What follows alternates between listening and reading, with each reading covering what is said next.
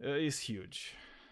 I don't think I've ever met like somebody as dishonest as Fireman Bill, like in my life. Oh, you haven't met me then. You haven't Well, met I me. mean, again, it's like you can always change my mind, as soon as you start talking to me. I'm not saying that there's nobody worse. I'm just telling you that I've never met somebody worse than him, like more dishonest when it comes to debating. And honestly, he's just like also like plain stupid. He's literally like one of the stupidest people that I've met, and I've met pretty stupid people in my life. You know what's crazy though? I'm in agreement. He does follow terms of service though. He does follow the rules to No, the he service doesn't. TOS. He literally He doesn't. doesn't. Then how's he not banned? No, he doesn't. That's why That's right a great now, question. as we speak, just a second, as we speak, he's actually server muted because he didn't follow the terms of service. So yeah, when you're saying that, you're just like factually wrong at the moment, right? What? At this moment we're speaking. Yes. Bro, I thought muted like because I've yesterday? never seen him like have any punishment. I've You been haven't seen server him, muted for a but bit, but I'm a mod in here, and I can tell you for sure. I know like, you're a it's- mod. Yeah. Izzy You're the banned me mod from that server SDC muted me, yesterday. bro. Well, probably you deserved it if I server muted you. Oh, I don't care. I don't care anymore. I got unmuted. I'm fine. Yeah, but it's fine. It's like, everybody can make a mistake. That's not a problem. You're gonna make a mistake. You're gonna be like punished a bit for it, and then if you're like a normal human being, you're going to recover and get over it and do better. Which is something that, for example, Mr. Fireman Bill does never do. So it is what it is. So Amender. So I just I don't What's know up? if you can see on my YouTube, but I have my graphics where I had myself and Krishan, Stick right? I do. Yeah, I see I it. had to cut Krishan. I just put you there. Nice. For today. Sick. So yeah. Sick. Krishan is gone for the summer. For the whole summer. Yeah. I mean, that's the way he works. So, it is what it is. But anyway, like before, like people join and stuff. There's a reason I thought about this. Anti-Zionism is not anti-Semitism. I had this particular conversation like fairly soon after October 7th, right? When what happened in Gaza happened, and like the genocide was already in place at that time, and there was like this pretty big anti-Zionist movement forming, and I had like this conversation like straight up here on this server with people, and I had such a huge pushback from like so many people, telling me that actually anti-Zionism is anti-Semitism. And like last week, I think something happened, right? It kind of got me a bit off guard, right? Because I didn't think this would happen. I don't know if you heard the UK travel ban for Cenk Uygur and what's his name, Hassan Piker. Yeah. So they were literally banned from going to the UK, and the reason they were banned was because they're anti Zionist stance and anti-Israel stance. And I found it so weird that there's so many people on the on the right wing spectrum that actually kind of celebrated like these things, and obviously there were also, like, in all fairness, there were also like some and a lot actually right wing people that kind of stood with them, right, and said that what's happening is kind of like a travesty, especially since they're also like journalists, right? So you're kind of like shitting on the freedom of the press, right, in a way. So what do you think about it? Like, I don't know if did you hear the news? Did you not hear the news? No, I did not. But I mean, from my perspective, I mean, Palestine has existed in the past. Where Israel stands today, it was only as a accordance with the West. that we decided to forcefully split up land and justify the Nakba, which made me consider that we are actually hurting innocent people. And currently, the way that Israel stands, as that I'm aware of, is that they want to establish an ethno state. They want to enforce an ethno state. They use the Israeli Land Authority to wrest land from Palestinians and give it to Jewish people with no basis in law. They just do that. And so, by that virtue, I'm just against any ethno state. It doesn't matter who it is, if it's Jewish, German, white, black, brown. I don't believe in ethno states, period. And so when I hear like anti-Zionism is not anti-Semitism, I agree. I think that you can be anti an Israeli ethno state while also realizing that Jewish people have a right to exist and live as well. Yeah, I mean That's my has always perspective. been my take, right? Whereas I don't necessarily think that like states have a right to exist or like whatever. It's like I don't really care about states in themselves. What I care is about people. And if some people want to get together and make their own thing and without hurting other people, that's fine. But every time, as you pointed out, right? Like every time you're talking about an ethno state, I think that any ethno state, by definition, has to kind of like stomp on other people's You'd have to rights. exclude groups of people. Yeah. So that can't be Yeah. good, right? I mean, nobody would say that Nazi Germany has the right to exist, right? I think everybody would say, well, actually, Nazi Germany doesn't have a right to exist, right? Because it did what it did, and I think that's true for any such a state. And by the way, just so like you're aware, it's like here it's like it takes a bit to ramp up and people to show up and stuff. So it is what it is. No problem. Yeah. Do you want me to open up the phones while we wait, or up to you? We can also do that. That's not a problem. Whatever. This is your show. I don't want to take over your show. It's fine. It's like people are gonna show up here. It's like my show doesn't have like strict rules, just so you know. Okay. Okay. So tell me how does it work? How do we go about this? I guess it's fine. It's fine because it's if you have a call, it's fine. You can talk, and we can wait, and All right, once let me open up the people phones. show up, it's fine. I'll open up the phones. Yeah. No, but I was just telling you so you know how like things kind of go around around here. It takes a bit. Also, I did. Y'all heard him, boys. Phone number's open. Phone number is 202-998-5218. If you disagree with my position on this, feel free to call in. I'll hear you out. We'll have a discussion. Let's have the discussion. Let's go. Wow. Yeah, dude. Did you see the Trump being booed at the Madison Square Garden? Yeah, yeah, yeah. I saw that. I mean, that was like I was so just crazy.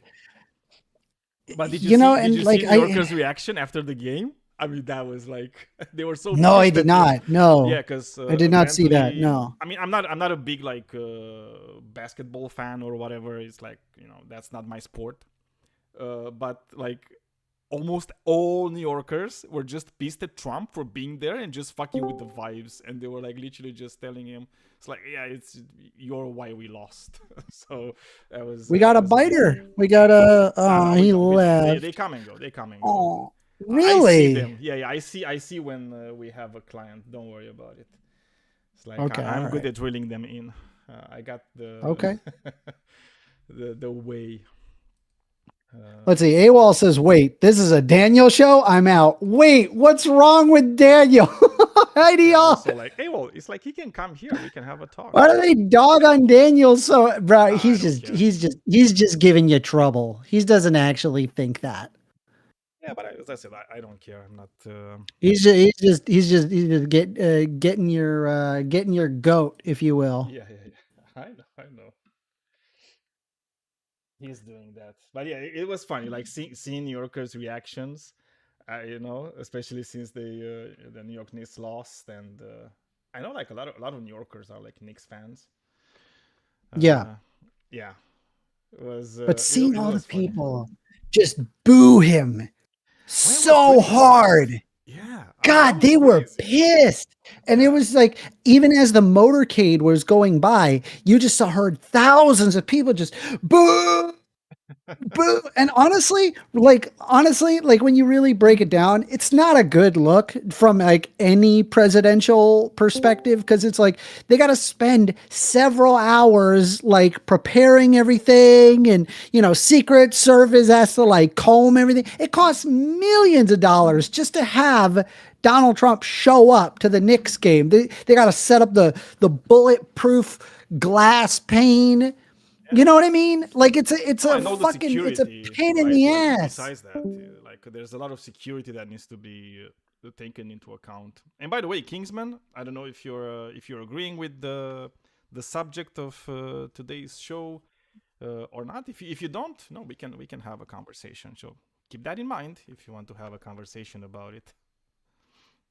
No, I agree. I agree You that, agree? Okay, so you're just waiting like us, right? We're waiting for people to disagree.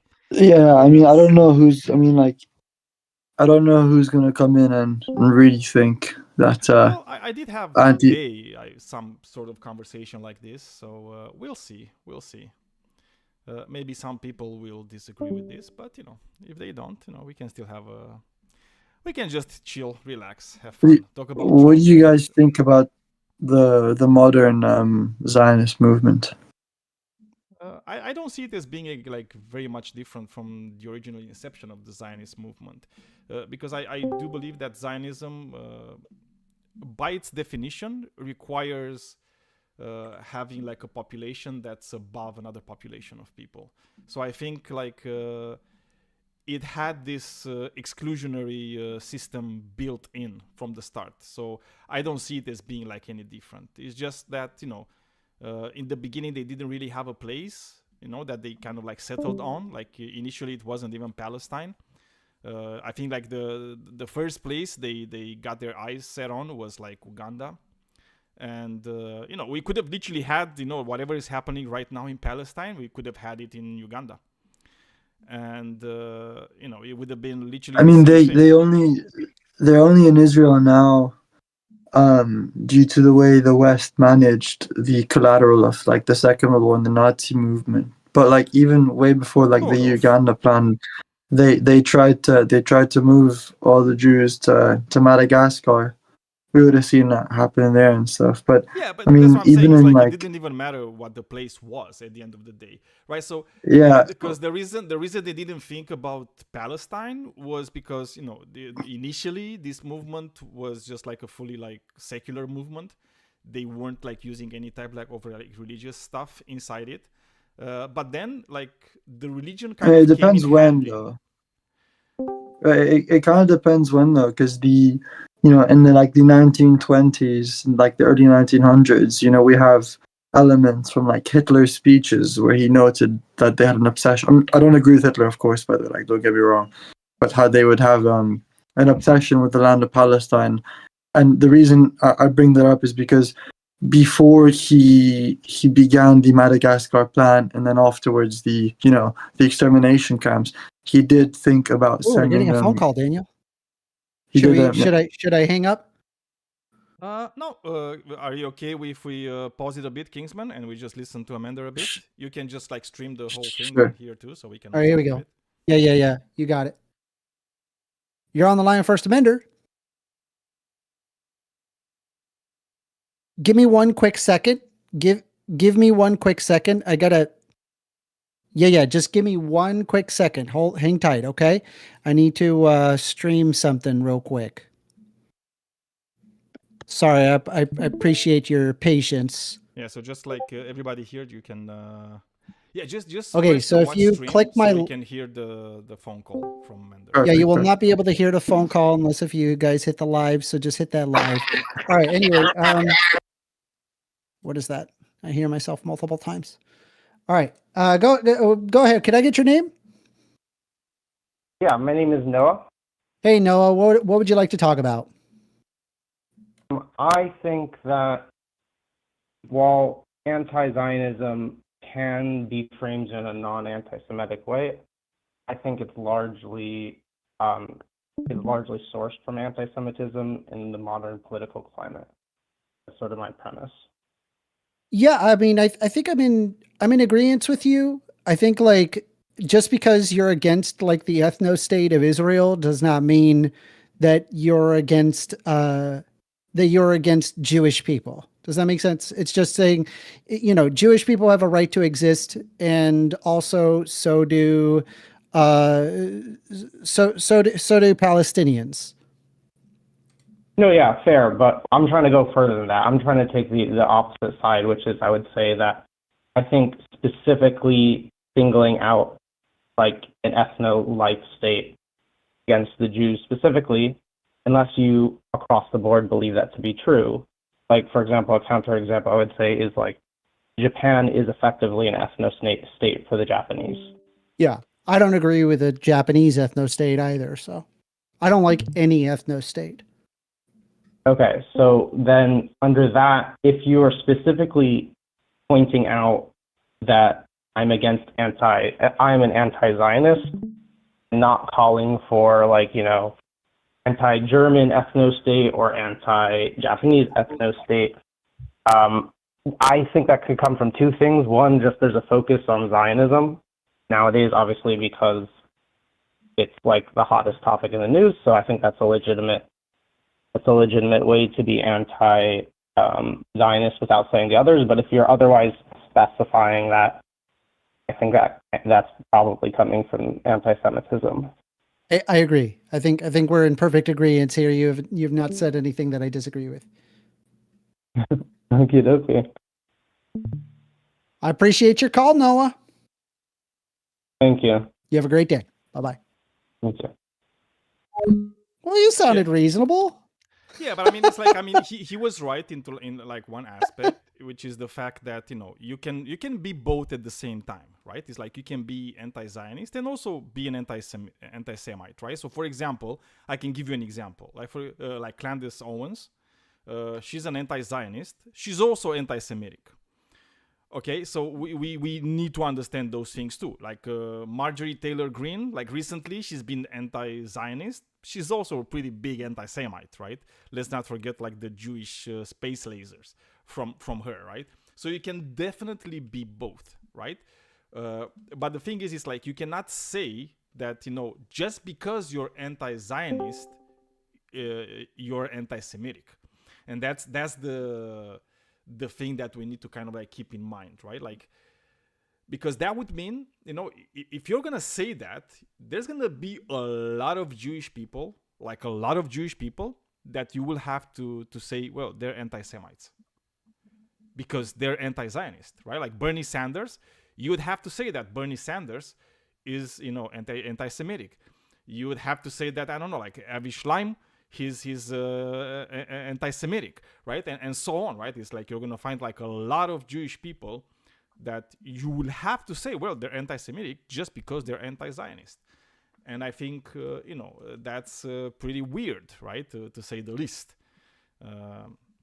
So yeah, just don't go there. But he was right. There's a lot of especially in the right-wing sphere, there's a lot of right-wingers right now that are kind of like disguising their anti-Semitism behind anti-Zionism, right? So they're using the anti-Zionism as kind of like a shield to kind of do anti-Semitic stuff, right? So we need to be like really, really careful about those types of people, which are like pretty crappy, I would say. Hello, Socrates.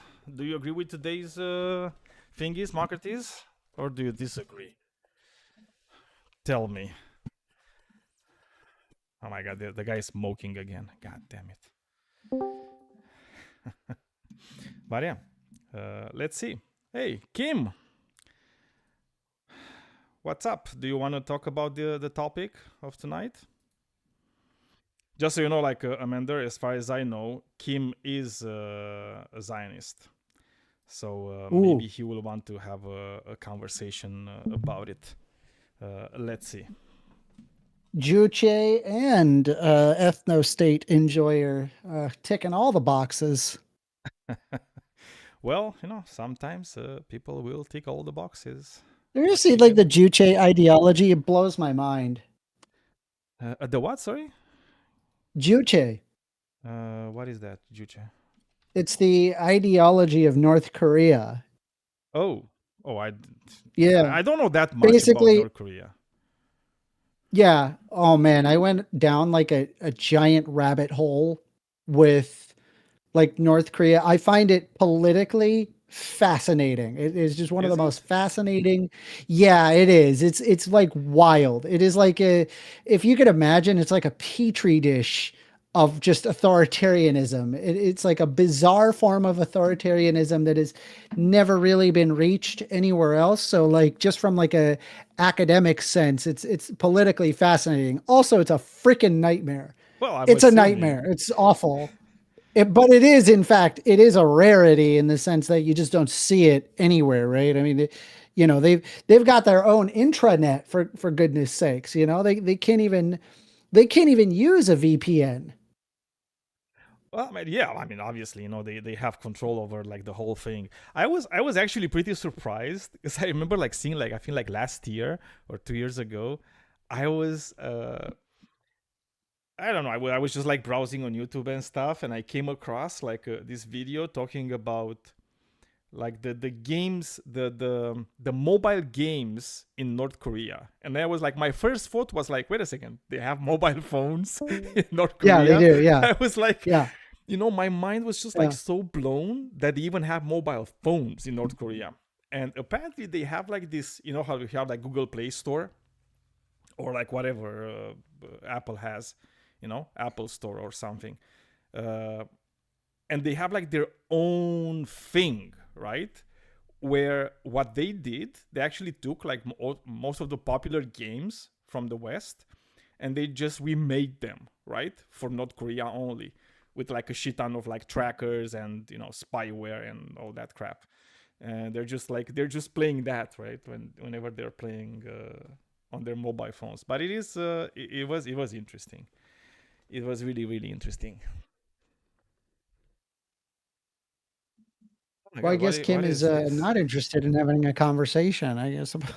Yeah, today we had kind of a conversation about this. So, also like it kind of like settled me onto this subject. Besides the things that I've told you in the beginning. So let's see. Maybe he will want to have like a conversation, so we can have a conversation. Well, so about it. Right here, this is just reading off of Britannica for Juche, just for fun, saying that Juche, the state ideology of North Korea, is an official ideology of the Workers' Party of Korea. Typically translated as self-reliance, Juche was developed by the founder of the North Korean state and its eternal president, Kim Il-sung, and expounded upon by his son, Kim Jong-il, originally derived from Marxism, Leninism, Maoism, and Korea's ancient political culture of resolute independence. Juche has increasingly come to be defined by its role in reinforcing the personality cult that upholds the Kim dynasty and its instrumental in legitimizing the dynasty's role. Bro, it's wild. Crazy. It is crazy. It's absolutely wild. Like one of the funniest things about North Korea that actually a lot of people don't know. They don't know that Kim Il-sung is actually still the president of North Korea. I mean, the guy's been dead for like decades, but he's still the president. Really? This is the first necrocracy in the history of humanity, where it's just like literally wild. there's like the guy that's been dead for like. It's wild to say that, but it is, right? I mean, that's what it is. I mean, the guy is literally still their president. It's not. It wasn't Kim Jong-il. It's not Kim Jong-un. So whatever the fuck his name is, right? It's just like his grandfather. His grandfather that's dead. And it's not like they have this thing where like he's resurrected or something, right? They know he's dead. but There is the Kim dynasty, and then there is their pal, Dennis Rodman. Yes. I never understood that. Did you really understand that? It's like how He liked Kim Jong Un likes basketball a lot, and was like, oh, I like Dennis Rodman, and Dennis Rodman was like, sure, I'll take a trip. Yeah, but how? It's like you're looking at those two people. They're kind of like they seem to be the most incompatible human beings on the planet, right? If you're looking at like Dennis Rodman and Kim Jong Un, it's like I don't know how they got to be so good. I think he just liked baseball or basketball. But it's still weird, man. It's still weird. It is weird. It is just very strange. There's some thin lanes of conversation in that relationship. I mean, imagine if they're lovers or something. That would be even weirder, right? I'm just saying. I'm not saying they are. Oh, don't even get me started on the Trump love letters, bro. Don't even get me started. Have you read those? The love letters? No, I don't think I have. You don't know about the Trump love letters? I know about Baba. I don't know if you know about Baba, but okay, that's about it. I don't know about the love letters. Who did they send them to? Yeah, it's between Donald Trump and Kim Jong Un. Oh, really? Oh, God. Yeah, you can look up these love letters. They're real. I think I heard about them like a while ago. They just sound really weird when you read them out loud. Well, I mean, it is Trump. I mean, and if they're literally taking dictation from Trump, it has to sound really weird because it's just Trump, and like Trump is. It's not even like a dictation from Trump. Like the way that they read is just strange. It's like love you, honey bun. It's just very. It's really flowery. It's like really flowery. Here, let me see if I can pull up one of the love letters. Give me a second. Just gonna pull it up real quick. I mean, he does have that shit, right? Where he's kind of like he really likes this like dictator. All right, do you see it on my screen? Yeah.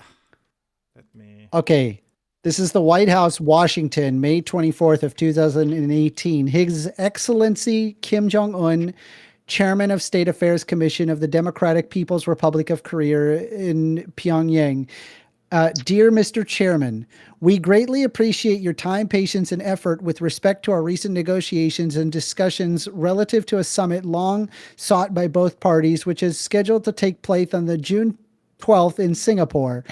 We were informed that the meeting was requested by North Korea, but that to us is totally irrelevant. I was very much looking forward to being there with you. Sadly, based on the tremendous anger and open hostility displayed in your most recent statement, I feel it is inappropriate at this time to have a long-planned meeting. Therefore, please let this letter serve to represent that the Singapore summit for the good of both parties, but to the detriment of the world, will not take place. You will talk about your nuclear capabilities, but ours are so massive and powerful that I pray to God that they will never have to be used. I felt a wonderful dialogue that was building up between you and me, and ultimately it is only the dialogue that matters. Someday, I look very much forward to meeting you. In the meantime, I want to thank you for your release of the hostages, and we are now home with their families. That was a beautiful gesture and very much appreciated. If you want to change your mind to do with this most important summit, please do not hesitate or call me to write. The world, and North Korea in particular, has lost a great opportunity for lasting peace and great prosperity and wealth.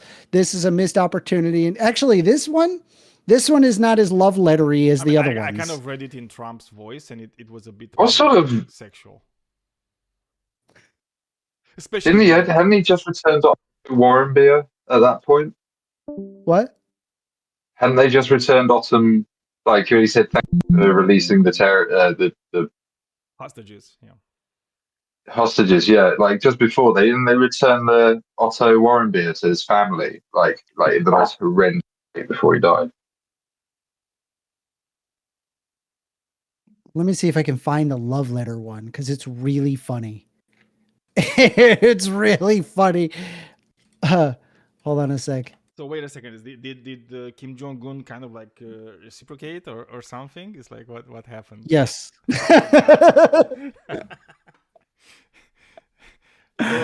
How was Dennis Rodman feeling when he read that? Was he hold on a sad? sec. Was he jealous?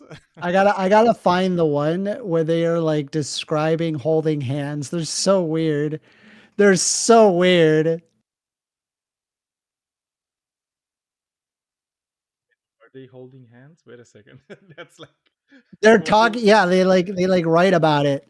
Oh my god. It's really weird. Why were they holding hands though? I mean, I'm kind of imagining like Trump and Kim Jong Un holding hands. It's like very weird to see that. That sounds like an video. I mean, dude, it's like that is the kind of image you want to have in your head when you don't want to come like really fast. You know, if you want to hold, longer, you just think about that, and that's it. Okay. I gotta find it. Damn it. Now it's got me all riled up. I'm gonna find it. Just give me a second. I will have it. Yeah. The love letters. We need to see the love letters. I love you, Mr. Trump. I love you. Do you remember when we were walking down the beach, holding hands under the moonlight? And you gotta whispered find in it, my damn it. ear, "You want to see Why my can't I nuclear find- weapons? So big, so big." Why can't I find it? They did the CIA intervened and just They got scrubbed it rid of off the them. internet. Yes. Hold on.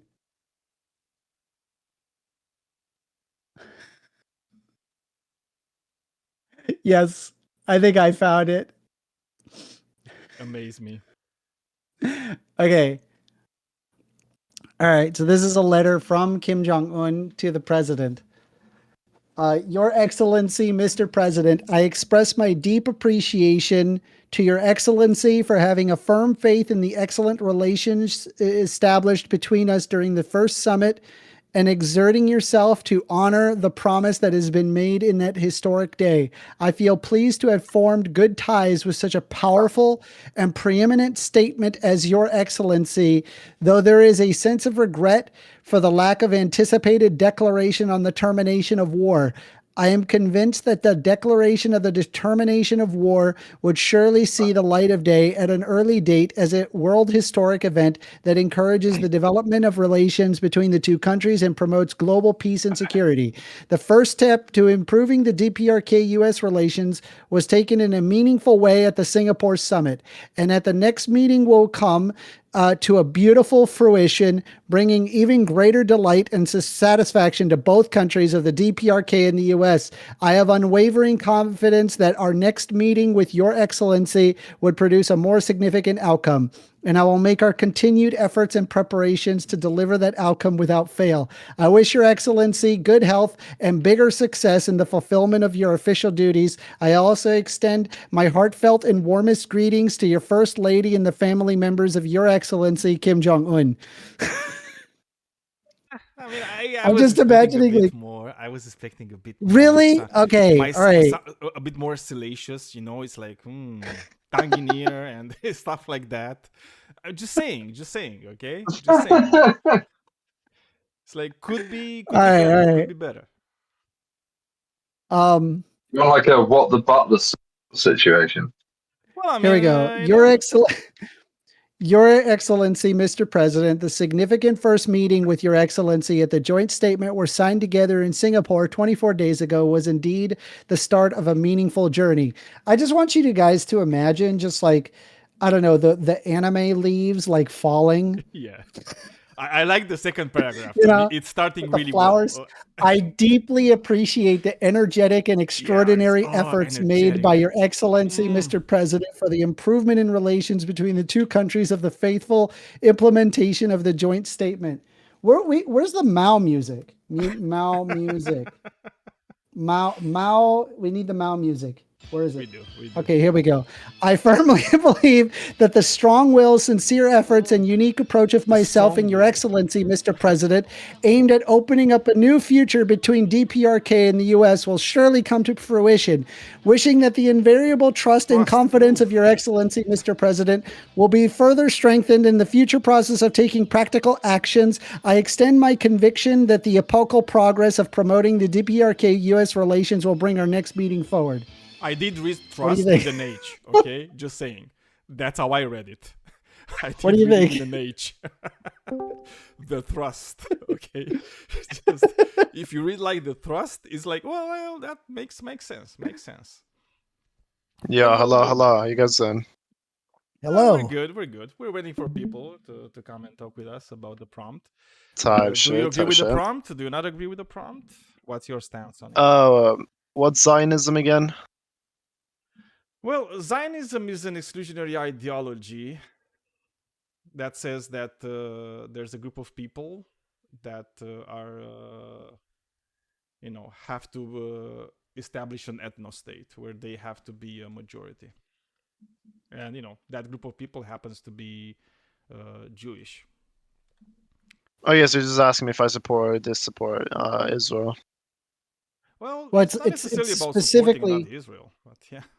isn't it? It would be specifically like it's a nationalist ideology that is there specifically to establish the homeland of Israel in the historic region of Palestine.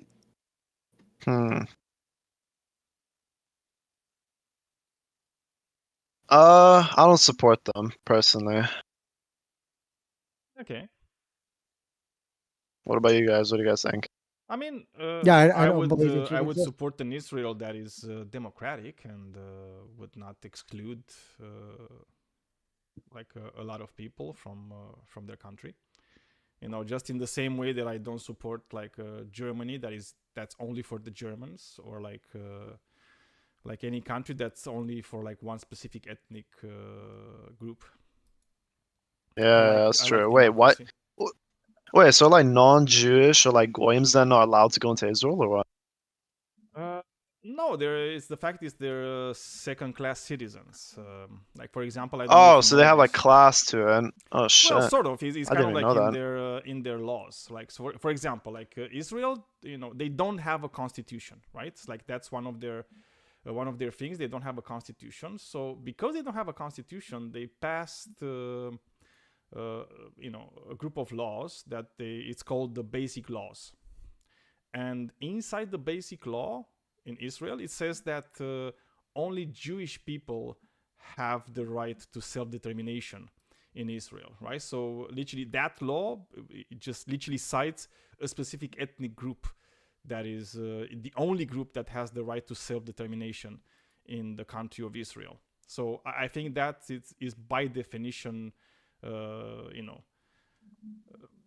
bad and wrong, and we should actually fight against I mean, isn't this because you wouldn't see it, you wouldn't like it from any other country, right? So why would we No, want not it at from all. Israel?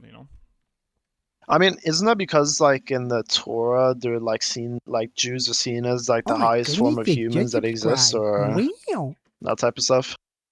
Well, I mean, they do Like the have most like a lot of valuable? justifications, and you're absolutely correct about that. I mean, usually, like initially, the Zionist movement was a purely secular movement. Today, it's no longer the case. It hasn't been the case for like a very, very long time, almost since the beginning.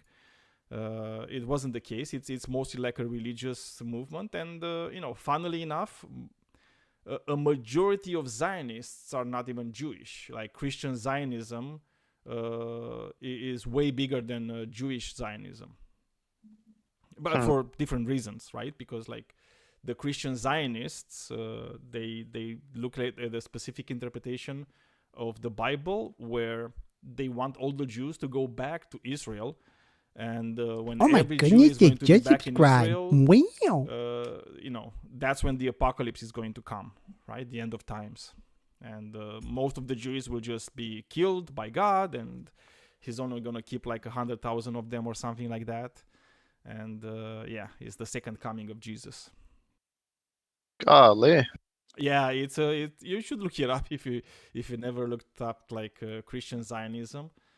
That's why they wholeheartedly support the country of Israel. I think I've seen it regardless of before in anything. some like some documentary or something. I saw this like documentary in college about some. It was like a pro-Israel like motorcycle club in America, and they went over to Israel. They were preaching all this shit, and it was a lot. Yeah, no, it's a And they were really, really Christian. big That was movement. like their main thing. Yeah. Did you say you had a question or? No. Oh, okay. Sorry, I just misheard you. But yes, and that's why like I could even go further, and I could equate Zionism to. Did I just get a fascism membership? and Wow. even Nazism, because I don't Yeah. think it's that much different, right? I mean, they're literally doing genocide. They're still doing it. It hasn't really stopped, the genocide in Gaza. It's an apartheid state. So yeah, ethno state, like however you want to call it. They're really not that much different from what the Nazis were doing, unfortunately. I mean, they're just projecting what happened to them, huh? Well, sort of. I mean, it is a colonial project, right? It's like the way we have to interpret Israel is by looking at it through like a colonial project. It's a European colonial project, right? Because it did start with England, with like Great Britain, as like a lot of bad things in the world do. They were the ones that had the mandate of Palestine, and the Balfour Declaration is one of the very important times in history, to have the Zionist project completed. So yeah, it's very important. Like European involvement in the whole shebang is really big, and we can't really overlook it because that's what it is. And most of the people that went in Israel, they were not natives to Palestine. They were just like European Jews, right? That have been in Europe for like countless generations. And like, for example, one of the things that was happening in Israel, because at the inception of the state, they had a lot of influx of Jews from like other countries in the Middle East, and those Jews were not like white Jews; they were black and brown Jews, and they were even like what was happening back then. There was a lot of bad things that the Israeli state was doing to these black and brown Jews, like sterilization, for example, with like Ethiopian Jews and so on. And that's also not good, right? And it's like we need to understand it, right? Those things were happening because most of the people that created the state of Israel were just Europeans, and they did exactly what Europeans were doing, like in other countries, like the eugenics movement was a European movement at the end of the day, and they were just doing those things, but in Israel. And we didn't really see them as being something European because it's just Jews in another place, it's not actually Europeans, but in reality it was just Europeans. That's it. So like the whole history of it is like it's pretty long, and there's a lot to read, right, to kind of like understand all like the historical context. But there's a lot of good sources from Jewish writers that wrote about these things, and they're anti-Zionists. So as I was telling Amanda earlier, if you're going to say that anti-Zionism is anti-Semitism, then you would have to say that a lot of Jews are anti-Semites because they're anti-Zionist. Guess so. It's an interesting story, right? To read about and get informed. And it's good to have a conversation about it, always, I think. Yeah, good to hear what other people have to say about it too. So, get this. Did you know Did you know that there are politicians right now who are in power that believe that the only way you can bring upon the second coming of Jesus Christ is that there needs to be an ultimate war of the chosen people and Islamic people, a war between Gog and Magog that will ultimately bring upon the second coming of Jesus Christ, as said in Revelations. I mean, you have U.S. senators like Lindsey Graham, for example, who literally said that their only goal in Congress is to advocate for Israel, which is crazy. I mean, you wouldn't imagine having like any U.S. senator, right, saying, my only goal in the Senate is to advocate for North Korea, right? Imagine you have that. Imagine if you'd have like a senator that just says, "Oh, that's the only reason I'm here is to advocate for North Korea or China or Russia or like you name it, right? It doesn't even matter what it is, like any other country." Right? Yeah. It's like, Well, some of the people that legitimately believe that have power is you have Mike Huckabee, who's isn't he like the Israeli ambassador or whatever the hell that they decided to name him? Mike yeah, he Huckabee. is. You've got Michelle Bachmann also believes that. Sarah Palin believes that. Tim Walberg and Doug Lamborn, all of them believe this. They believe they have to create accelerationism and create the war in order to bring upon the second coming of Jesus Christ. It is completely insane. These are grown adults. Well, I know, yeah, bro. but it's religion at the end of the day, right? It kind of fucks with your mind. I You just feel like understand? It's like you're causing, like, what was that instance of like that school that was just bombed and there was just like 150 dead kids and like 70, nobody gave a crap. 170 girls, yeah, that were killed. Nobody gave a Yeah. crap. Yeah. I don't understand why why is nobody in jail for that? Yeah, because they're brown, and you don't care. Okay. That's the thing. Okay. It's the only That reason. awful All right, bro. comment by that businessman was All like right, bro. headed dead Because and in no, but purpose. I'm really serious about it. Like imagine if that thing happened in Israel. Imagine if that thing happened in the United States, right? Imagine if you go at war, you go to war with Iran, which it's happening right now, and Iran just manages to lob a bomb and just hits a school that is next to an army base, right?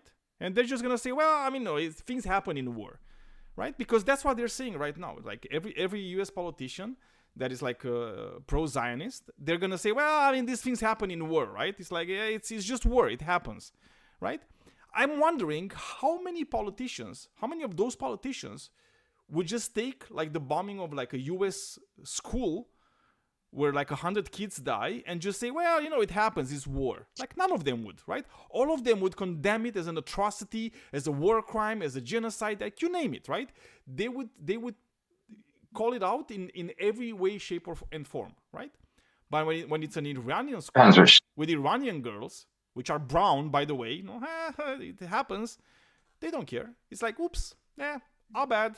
it's Go because next. I feel it's because America is just like the right hand of Israel at this point. Because if you think about it, right, what other reason except for Israeli interest does America need to bomb Iran and attack all of Iran for? Like, what else do they gain off of it? Well, let's be very, very, very clear here. I don't think it's only Israeli interests, right? America has like a shit ton of interests in this war. I think Trump himself has like a lot of interests in this war. Just keep in mind, like his dumb kids, right? They just invested in like a big drone company from Israel that went public, and they're doing like a lot of money with this thing. So the U.S. has like a lot of interests in there too. Okay. And especially Trump. I mean, Trump is extremely, extremely corrupt, right? And it's like I can guarantee you, he's making a lot of money, because if you're looking at like, all the schemes that he's been doing ever since the start of the war in Iran, you're going to see like the pattern, right? Where like whenever the what's it called, like the stock trading is closing on Friday, he just says like this thing that kind of like makes people like feel good. Oh, it's ending, and the stock market just ends on a high note, right? And then on Monday, No. you just say, actually, it's not working, right? And boom, it goes down again, right? And that's where they're buying, right? They're buying on Monday, they're selling on Friday, right? They're buying on Monday, selling on Friday, and so on, right? And he's making a lot of money. I mean, a lot of people don't know, but 2/3 of Trump's net worth happened in this term as president, right? He made 2/3 Jeez, I of didn't his. even know that. Yeah, it's like it's around $4 billion, right? He made almost Fuck, $4 you billion, know. like around $4 billion in like not even 2 years of being president in the second term, which is crazy. And the other 2 billion, he made them in the first term, almost all of them, right? So it's like, again, it's like he doesn't care, right? Because he doesn't care about No, he doesn't care about the people of the country. Like the only thing that I Trump cares, don't feel which is like he Trump. gives a shit. I don't feel like he gives a shit about America that much anymore because, like, even all these fucking, what are they called? Those, what's that shit called when it costs much more money to, like, import things to America? What's that shit called again? Tariffs. Yes, tariffs. Yeah, tariffs. Yeah, he was putting fucking, like, what, 200% tariffs on France and every other country, basically. Yeah, but I mean, okay, so think about this, right? Because you're going But to have a yeah, lot but of then right reducing it wingers. by half the next day. It's not just the No, well, fact that he was obviously, putting these it's massive tariffs yeah, on. because It was the fact that this guy literally the wind blows different directions every day. It's no, but impossible I to don't think tell. he did that. I think he did all those things with purposes. I think there's other people around him that are like kind of like doing these things, right? They're literally manipulating the stock market by like Taco Trump is not just like a meme, right? He literally made money by being Taco Trump. But just think about this, right? Because a lot of right wingers are going to tell you, well, actually, a lot of these other countries, they were kind of like being unfair with the United States, and they were just like having all these things, right? And the tariffs, they're just like getting people in line. You know what the funniest thing is? Canada didn't have like tariffs on the United States. There were 0% tariffs, and despite that, Trump introduced tariffs against Canada. How the hell does that work? Right? It's like literally, it's like you had no tariffs and then you just introduced tariffs. Why? For what reason? What is the reason for you to do that? Right? Unless you had the ulterior Make money off motives, of it or somehow. you're just like dumb, right? And you don't know how these things work. Yeah. So check this out, right? I found this article here, and if you click my live, you should be able to see it. It says, "What is Christian Zionism? The pro-Israel ideology invoked by U.S. Ambassador Mike Huckabee's suggestion that Israel has God-given right to much of the Middle East is rooted in Christian Zionist theology," experts say. The United States ambassador to Israel, Mike Huckabee, has faced condemnation from Arab and Muslim countries after suggesting that Israel has a biblical right to much of the Middle East. In an interview with prominent right-wing American commentator Tucker Carlson, Huckabee suggested that Israel has a God-given right to land stretching from the Euphrates River to the Nile, which would encompass Lebanon, Syria, Jordan, and parts of Saudi Arabia. It would be fine if they took it all, he said, arguing that the geographical borders of Israel are rooted in the Bible, a belief shared by Christian Zionists. So how did it begin? In 1878, William Blackstone, a student of the prominent American evangelist Dwight Moody and a believer of the biblical restoration of Israel, published a book titled Jesus is Coming.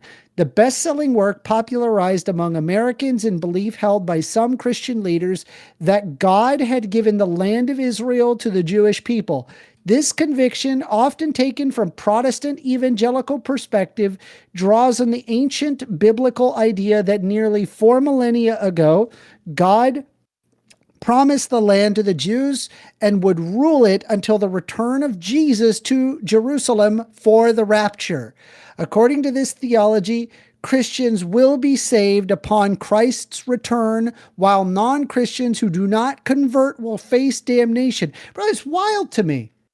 How could there be grown-ass adults that think this? Well, I mean, because it's funny. I did watch the part of the interview that Tucker Carlson had with Mike Huckabee, and let's be very clear. Like Tucker Carlson is also like extremely religious, right? Like he's a super religious guy, like evangelical. He's just like, you know, he's like very pro-America, and that's why he doesn't really like. And also like he's probably also like an anti-Semite, okay? Because he's a bit like a white supremacist and stuff. And the funny thing is like during that interview, Tucker Carlson actually touched on this and actually literally asked him, "Oh, so do you think like the Greater Israel Project it should happen?" And like Mike Huckabee, the ambassador to Israel, the American ambassador, said yes. Right? Which, because, and just keep in mind, like the Greater Israel Project is something that would mean that you're taking sovereignty from other countries in the Middle East, right? And you as the ambassador, right? You're just saying, yeah, they should be doing that. That's fine. That's fine with us, right? Because everything he says, that's the position of the United States, because that's how you have to take it, right? It's not just like his personal opinion. There's no such thing when it comes to a freaking ambassador, right? You don't have like your personal opinion about these things. And it's crazy that people just like don't look at that as being something that's extremely weird. And it's like, what? It's like, our ambassador said that? There's no scandal about it. There was literally zero scandal. Like, nobody batted an eye. Like, this guy just thinks like, yeah, I mean, Israel should take parts of Lebanon, should take parts of Iraq, should take parts of Iran, should take parts of Egypt, and so on. That's fine with us as Americans. And I really wonder, it's like, how many Americans actually agree with this? Well, it's like on my... Probably a lot of the ones that just blindly listen to the Just government. a second, I need to read the chat on my on my YouTube. Unviolence said, wrong. God promised it to the descendants of Abraham. Well, it wasn't really the descendants of Abraham. They happened to be the descendants of Abraham. It's pretty clear in the Bible that it's referring to the Jews. Yeah, it's referring to the very branch clear. of Judah, right? Like which become the Jews, right? Like Abraham was an Israelite, he wasn't a Jew, right? Like the Jews are like the descendants of Judah, who happen to also be like the descendant of Abraham, but not the only one. Like all the others were not promised that land.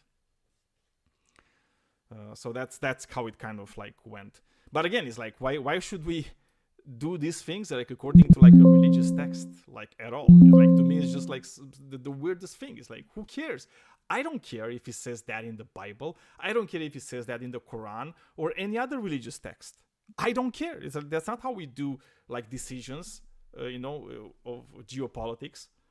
Because that's the surest way to get to a conflict that will never end and will just kill like millions of people, right? I mean, it's already killing like a lot of people as we speak, right? It's responsible for a genocide in Gaza.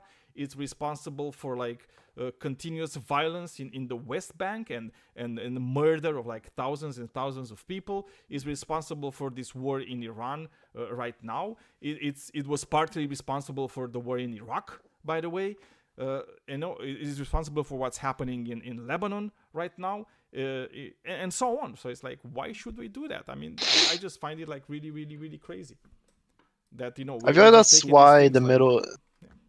I feel that's why the Middle East is a wasp nest for wars, because of religious reasons constantly. Can you repeat? Sorry, I was reading. I said I feel like the Middle East is a wasp nest because of the religious reasons. That's why it's like there's always going to be a war at some point. Well, I don't necessarily believe that. I think, because you could say that about a lot of parts of the world, right? So, for example, if you go to Eastern Europe, if you go to the Balkans, there's always going to be fighting in the Balkans. It has nothing to do with like religious reasons, and I think it's very easy especially for us in the West, let's say, to kind of like confuse things, right? And look at some like political disputes that happen in the Middle East and just say, oh, actually they're like religious disputes. No, I don't think it is. It's like, I don't think, for example, what's it called, Saudi Arabia has like religious reasons to do stuff. No, they have like a lot of political reasons to do stuff, right? And they're going to do stuff because it suits them, and that's it. So, but it's easy, right? It's like, yeah, we kind of been taught that's the case, and like these people that they're just like religious nuts, all of them, and usually it's very easy for us in the West to kind of blame Muslims for that for some reason, which is not necessarily like a good thing, But man, it's like this topic is not this successful. I didn't expect it. I'm surprised. Well, we're Yeah, not going 'cause, to like, get anybody. I even all show the- up here thinking, hey, we're going to get some challengers. It's like last Tuesday we talked about billionaires. We had like a lot of people, and we even talked about like billionaires. Like, yeah. I'm half tempted with everything just recording to go into LGBT debate and just expose these fucking horrible human beings. There ain't no goddamn way they're not breaking TOS in there, but I'm not gonna do that. I'll be good. I'll behave. Wait, who? What? No, it's just scrolling up Wait, the what chat. about I see the LGBT one. What were you like thinking of doing? Well, I mean, it depends Oh, on the that- well. owner, right? Because it's like depending on the owner, yeah, you're going to Well, you have can't or record. not You can't have. record. You can't record. Okay. That's Well, the are big they like thing. are they like hyper pro LGBT here in there? or Hell what? no, they're not pro LGBT No, in not there. at all. I'm pro LGBT. I'm super pro LGBT. It's wild. I mean, usually this show was mainly like kind of like religion, and the topic usually was religion on this show. And I remember like some while ago, I had my usual co-host who is like Krishan, and he said, "Well, what do you think if we make like a political stuff?" It's okay. And he was the one to come up with it. He says like, yeah, just talk about like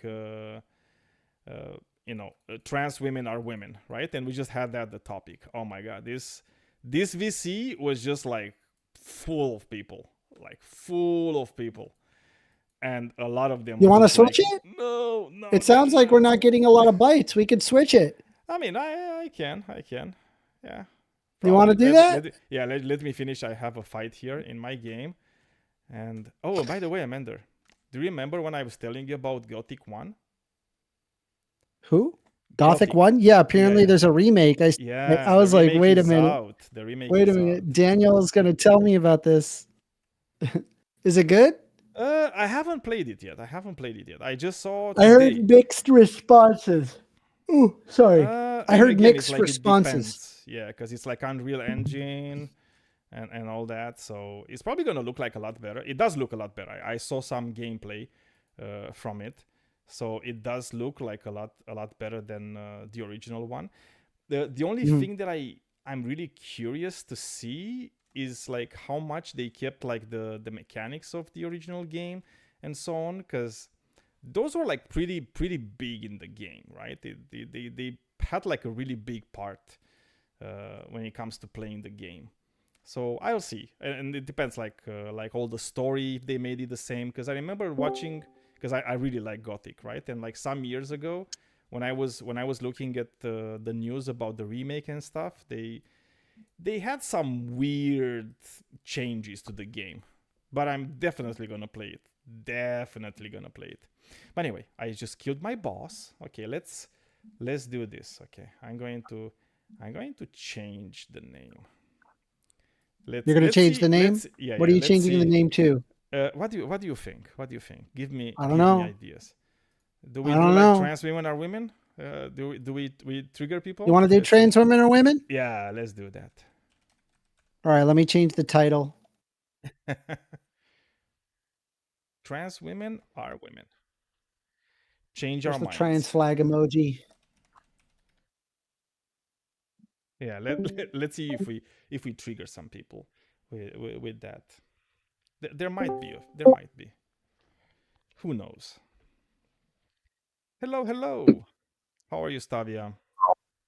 Good. How are you? We're good. We're just here, talking about the topic of today. What do you want to talk about? Do you want to Trans talk about women. anything, or do you I agree mean, with the I don't topic? believe women are women. Sorry, can you repeat? I didn't hear you properly. I don't think trans women are women. Why don't you think that? Why are trans women That's so not weird. women? Why do you think that's weird? I don't know. Do you think blonde women are women? Yeah, obviously. Do you think adoptive mothers are mothers? Yeah. Yeah. So why wouldn't trans women be also women? It's like what is the What problem makes them a if mother, you're though? going to? What makes So what makes a mother? Well, definitely not birthing a child, right? no? Yeah, exactly. So if the biological aspect is taken out, right? Because that's the biological aspect, right? The biological aspect is the birth, right? Like everything else is not about a biological aspect. It's about behaviors, right? Right. So And it's kind of the same. behaviorally, Yeah, but it's kind of the same with trans only women, right? females can have babies, right? Well, So if a some woman women cannot can have a babies. baby, then are they not female?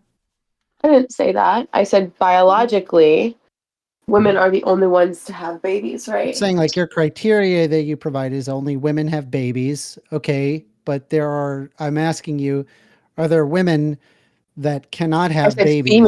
females have babies. Okay. You don't think males can have babies? Not at all. Not at all? What about trans men? They can have babies. No. They can't have babies? A trans man can't have a baby? I mean, you do No, realize because that's they just have a woman. vaginas that work, right? So they can literally have That's babies. just a female.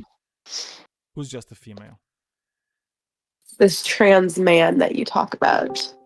Yeah, but So again, it's but you were saying that men can't have babies, but I just gave you an example of a man that can have a baby. This is an example of a man, man that though. can have a baby. It's not a man, though. It is. Do you understand How is that it a man? men and women is a basis of a performative nature? Are you aware of that? Not only, though. It's not only to performative nature. But No, do you it think there's a is difference? performative. Just a second. The Do you concept of think man and woman is just a second, different Amanda, because I want to from male and clarify female. this from her. So do you think there's a difference? There's a distinction between gender and sex? No. So you don't think there's a distinction Classic. between gender and sex? Yeah. So I mean, we're gonna be talking past each other, right? If you don't understand, there's like a difference between gender and sex. What's the difference? Well, the difference is in gender. Like when you're talking about sex, you're talking about some biological aspects where you are usually going to have like two sexes, but it's even there, like biologically speaking, it's not as clear cut as you might think it is. And when it comes to gender, it's about more than that. It's about like social expectations. It's about like roles that we play in society, that we play in the household. Right? Like, for example, there's been countless examples of like people that had like, they were born with like male genitalia on the inside, right? Like before we had like this way of telling it. But those are like rare cases. Well, I mean, yeah, but trans people are rare, right? Like trans people are not like half the population, right? Like, of course, we're talking about a very specific part of the population, right? Of course, I'm not saying it's like trans people are like 50% of the population. Obviously, that's not the case. We're talking about a very. I mean, why though? Why though? Why is it not 50% of the population if it's so easily manipulated? No, but it's not easily manipulated, right? Yeah, because we're referring to It the is, though. performative. Because if I were to wear of man and woman, and when I say performative, I'm not referring to like an actor. I'm saying like the daily decisions and roles that you make in order to match your gender is performed. You can change this. So if I were to the go, biological sex, just so you're aware, never changes. The gender, however, can change. Like, that's why I was giving you the example of like the adoptive mother, right? Because the adoptive mother, it might be a woman, right? that's also a female, let's say, that It is infertile. will always right? be a woman. A mother will always be a woman. Okay, Wrong. cool. But again, I was not talking about Wrong. that. I was making In terms of distinction gender, between you are adoptive wrong. mothers You acknowledge and the mothers, existence right? of trans Biological men mothers. and that they can have babies. So a trans man can be a mother. So yes, men can be mothers. No, and also they you cannot can be. adopt. You can also adopt and be a mother as well. You don't have to Well, you'll be a specifically mom, birth but like the not like a mother. mother. Birth as a mother. You can adopt. Yo, first reminder, can you check the side chat, please? Sure. Thank you. What is the definition of woman? Is that really what you wanted to waste my time with? Are you referring No, to by sex or gender? No, I'm asking you your opinion. I'm just curious. Yeah, is it by sex or gender? Which one There's do you only use more often? one definition. I use both. Which one are you using in the title? So sex is typically referring to XX chromosomes, 18 years of age, where the fat placement typically shows in secondary sex characteristics, such as the chest and the hips, as opposed to the belly, a more diamond-shaped chin, as well as a receded brow ridge. And typically a vagina. That is what you observe with woman by sex. Gender is in the internal representation of female. Do you understand? Okay, got you. I mean, sure, that's fine. So by like the second definition, like the title would be right, and like by the first definition, it wouldn't. Okay, that's fine. Yeah, I mean What? Why that's do you usually how it acknowledge- goes, right? And that's why I was making the parallel, right, with like adoptive mothers and biological mothers, because you would call them both mothers. You wouldn't like feel the need I to wouldn't. actually Personally, I always wouldn't. call them, oh, you're actually not a real mother, you're like an adoptive mother. Like nobody would say that, right? I mean, I would because consider you- that if to you be would say deeply that, you would be offensive, like, to be honest. yeah, you'd It's be like a dick move. Yeah, I mean, that is the exactly. truth, though. They are the adopted mother. Yeah, They're but what not I'm the telling mother. you, They're a you mother, wouldn't say but they're they're not still a mothers. mother. You Yeah. just acknowledge that they're a mother. So do you think? Okay, do you so think let you me would ask be, you, how why do do you think, acknowledge? Just a second, Stavia. How do you think you would fare in society if you would go to like a school, right, where your kids are, and like another woman comes, right, and she's like an adoptive mother, and you would tell her, wait, why are you here? Only mothers can be here. You're not a real mother. You're just an adoptive mother. Like, do you think you would fare well if you did that in society? No, I don't think If you would, society, right? if that school said, "Hey, you're not the biological mother of this child, therefore I'm not considering you their parent," then that's fine. I would just trade schools. Correct. That's fucked. That's just a fucked up thing to say. I don't think Why normal do you people guys would respond. acknowledge? I don't think Why do normal you? people would respond with There's no such thing as saying normal that they're people, by not a the way. mother. Yeah, I mean, No like, such thing what as would be normal people. typical? Yeah, there Why is do you such thing acknowledge? as something that is normal. But Why just do you acknowledge FYI, the like, word trans? what, do you think that If it you would believe be? that these Hey, trans women, Stavia, are you okay? it's Is everything Stavia. okay? It's Stavia, Stavia. just chill a bit. Okay. Let him Well, also speak his you mind. mind not interrupting me when I'm trying to explain Well, then something to get to you? your point. You just interrupted me prior. No, I didn't. But You so did because to he start, was talking to Stavia, me. to start, It's the Stavia. the issue is, wait, do you have a problem with me calling you by Stavia? Well, yeah, because that's not the name of it. That's not what it is.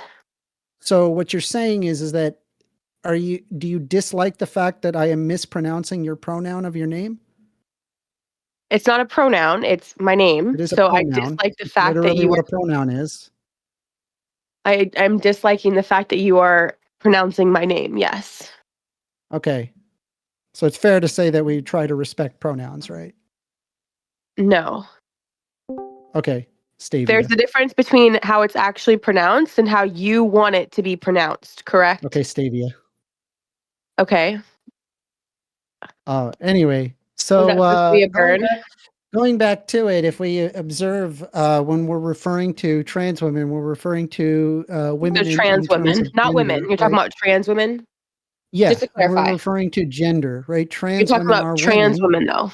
right? In the not sense women. that gender itself is performative in nature. Do you understand when I'm saying that gender is performative in nature? Give me an example.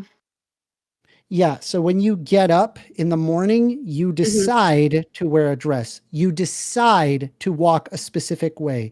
You decide to drink a cosmopolitan as So opposed to wearing a not. dress You makes someone a woman. decide to have a higher voice.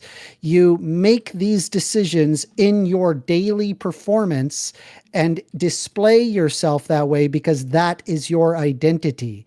People do this all the That day, time. though. For Not all the example, you time. could Just have your identity that a day. woman that decides Correct. that they want to You can change display it a more daily. man-like behavior. No, because it requires it's No, work you just to said you can change it provide daily. the performative nature. No, I did not say that. I said that You said that you it's wake a up lot and of you work choose to perform the decisions daily. performative nature. There's lots of people that provide this performative nature, and that is actually typically how we determine somebody to be man or woman in Typically, in but not our daily always. life. No, like literally every time. Like, first of all, in order for you to let me ask you this: how do you determine somebody to be a woman? If they have a vagina. Oh, you Okay, check so people? to be Wait clear, a second. how You you check determine people? That is somebody to be a crazy. woman is you approach them, you pull down their Who am pants, I and to determine observe whether or anything not about that they have anyone a else? penis or a Who am vagina. Is I that to what you do? determine anything about I'm anyone else? asking, what do you do? What do you mean? What do? I mind my Hey, business. Daniel, ask me the question. What's the question? How do I determine somebody to be Yeah, a how woman? do you Go ahead and determine? ask me the Amanda, question. if you go to the grocery store and you see somebody, you're saying, hey, and you say either sir or ma'am. How do you decide that? That's weird because I don't know how to decide it. I look at them. Oh, shit. So it's not That's performative. the It's only just thing based that I off do. looks. No, that is. It is. It is. When you look at somebody, right, they Okay, have so if it's established a just based off performative looks, nature of their gender, and so if they it's do just so, they based off make this looks, decision. People make this decision on a daily basis, all the so time. they can change that decision daily. Then, correct? If I they mean, I if guess they it's choose to make that possible decision daily, they can somebody in change that decision theory. daily. Well, it's not really that simple. It's It not is that that simple. simple. You just said they No, wake because up and they you're choose to put a treating it dress as on, if and that makes you're them a treating. woman. Please shut up. You're treating it as if that it's like an actor and an actress. It's not that. We're referring to performativity. It is completely separate from that of an actor or an actress where they're just putting on a costume. It's not the same. Do you understand? So this is not a I mean, performance. no, If because a dress is you're kind of technically a understanding this as costume, being a correct? performance, Hold on, Stavia. Daniel. He's talking to me, not you. Yeah, I know, but it's like I'm also like this Okay, is so my be show. Why is she respectful. triggered? Is This is she my okay? show. Don't be. It's fine. It's like look. I It's like thought the I think we're getting SJWs a were bit supposed to be too the antsy here. So triggered ones. let's take the No, I'm temperature just saying you don't want a me to bit lower. interrupt, then don't interrupt. No, I'm Stavia. It's like I Okay, promise so then you. no, It's no, no, like no, no. Just stop. Just I'm stop. no. He You asked me a stop. question. He was talking to Don't tell me. me to stop, Stavia. It's like you're not gonna tell Oh, me you on my don't like show. it. No, on my show you're not gonna tell me to stop. Okay, just it's not about like Okay, me well being then mod rude or your anything. show. Be respectful. Yeah, but it's like again, it's my show, and I have this thing, and I okay, Stavia, you're not gonna do this on my show.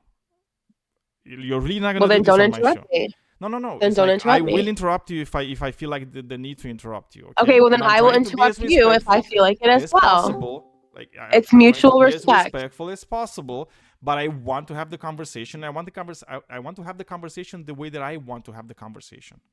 Okay. Okay, and I was literally just trying to explain some things.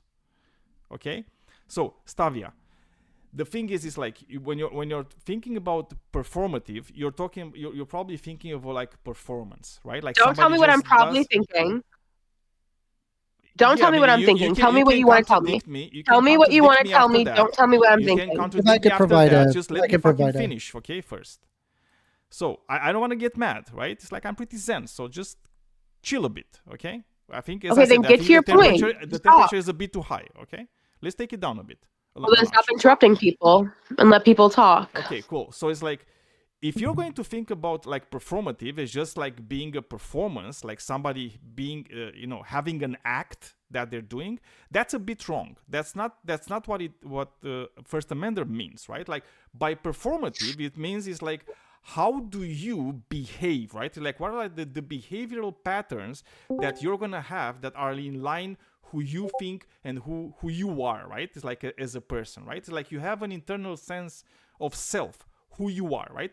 And every act you're going to do is going to be in line with that thing, right? So every time you're going to put on a dress is because you feel like putting on a dress, right? Every time you're going to put Not on because I feel like a makeup is woman, because you but feel because I like feel like doing putting on a that, right? dress. And so on, Right. right? There's a Because I lot of feel like acts, right? doing It's like I that. was just giving some examples So- of the acts that you could be doing, right? Like everybody does them in their own certain specific way, right? But usually in society, if you're going to go outside the house, you're going to go to the grocery Usually store, in and society, you're going not to all the see. time. You see now you're like very anal about me interrupting you when I wasn't really interrupting you that much, and now you're doing the same thing, right? I'm just So clarifying your listen. terms. I know, but just So, listen until real the end. quick, right? So, So, let me finish, Amanda. go ahead, Please. Daniel. So every time you're going outside and you're seeing somebody, right? You're seeing these small acts, right? You're seeing the dress or the pants, and you're seeing the mustache or the lack of a I am seeing mustache, clothing. and you're seeing the long hair, and you're seeing the boobs, and you're seeing all these things, right? And it's like you're not checking people for their chromosomes, you're not checking people for their genitals.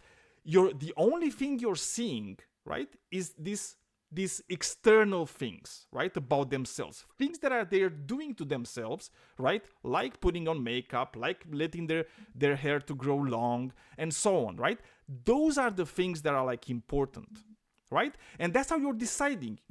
I've never in my life, and I'm 45, I've never in my life checked somebody for their genitals, right, to decide, if they're a man or a woman.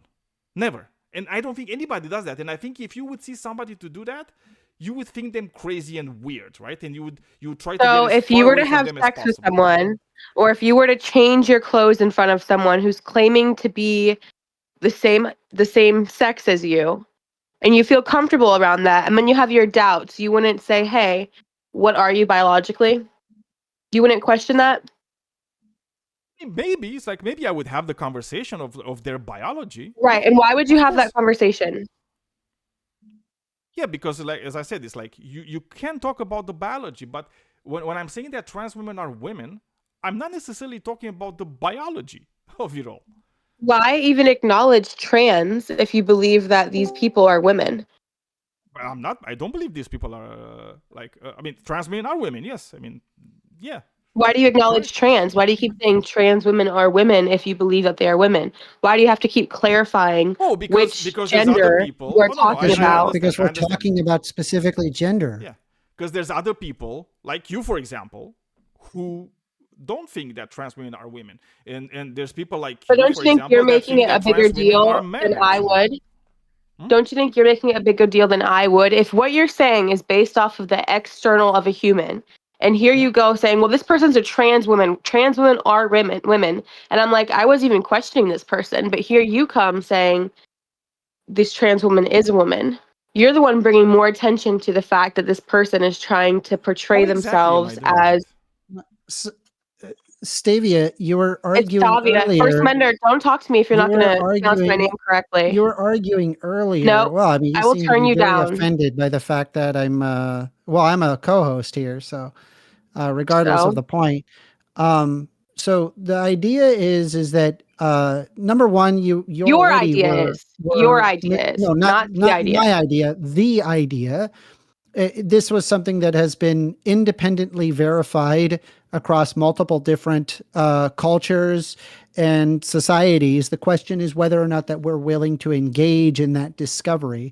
We began understanding the concept of gender and how hormones affect a person's body differently than what we would consider to be sex typical. We did so. That happened in Germany in the 1930s, and then it was labeled as a perverted Jew science, to where they then murdered the scientists that were studying that. There did exist third spirits among the Native American tribes, but that had been then anglified and removed entirely. Thirdly, you can look at even today, there exists What a are you group talking of about? people Like, called no one cares. hydras. Well, you're saying that sex and gender are the same thing, but I'm saying that it is not you're acting as if that I'm providing something that is like my idea when it is not my idea. It is empirically verified. The question is whether or not that you're willing to acknowledge its existence. Knowing that gender is different from sex, gender specifically is something that we do repeatedly. It is not simply that something that we are underneath everything else. But you can change it. So it's not done repeatedly if you can change it, correct? No, it is. The idea is that gender is produced through countless repeated actions. It's how you dress, it's how you speak, it's how you move. But you can it's how change you interact those with actions, others, correct? and how, yes, they can change. But it's not as simple as like you can just switch instantaneously. It depends on the repeated, consistent actions. The behaviors for you it become depends, so or for the familiar. idea it depends. I'm saying for gender, the behaviors, they become so familiar and normalized that they create the appearance of a stable, natural gender identity. So, good analogy. Let's say, money is real. But let's be honest, right? The dollar bill only really has value because people continuously treat it as valuable. It is the repeated social practice that helps create the reality of money, in the same way that it is the repeated social practice that creates the reality of gender. Do you understand? No. What's your definition of gender? Gender is an internal sense of self. That's your definition. What's the worldly definition that we all use? That creates gender definition. Gender is defined as the socially constructed roles, behaviors, expressions, and identities of girls, women, boys, men, and gender diverse individuals.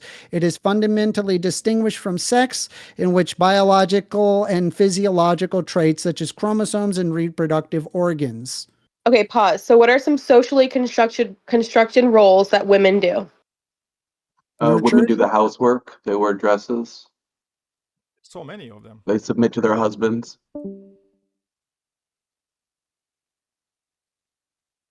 Do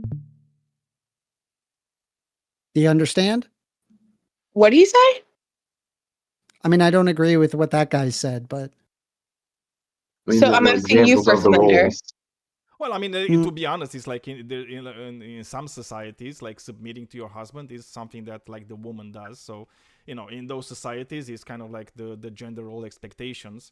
I don't agree with it. That like husband referring to man.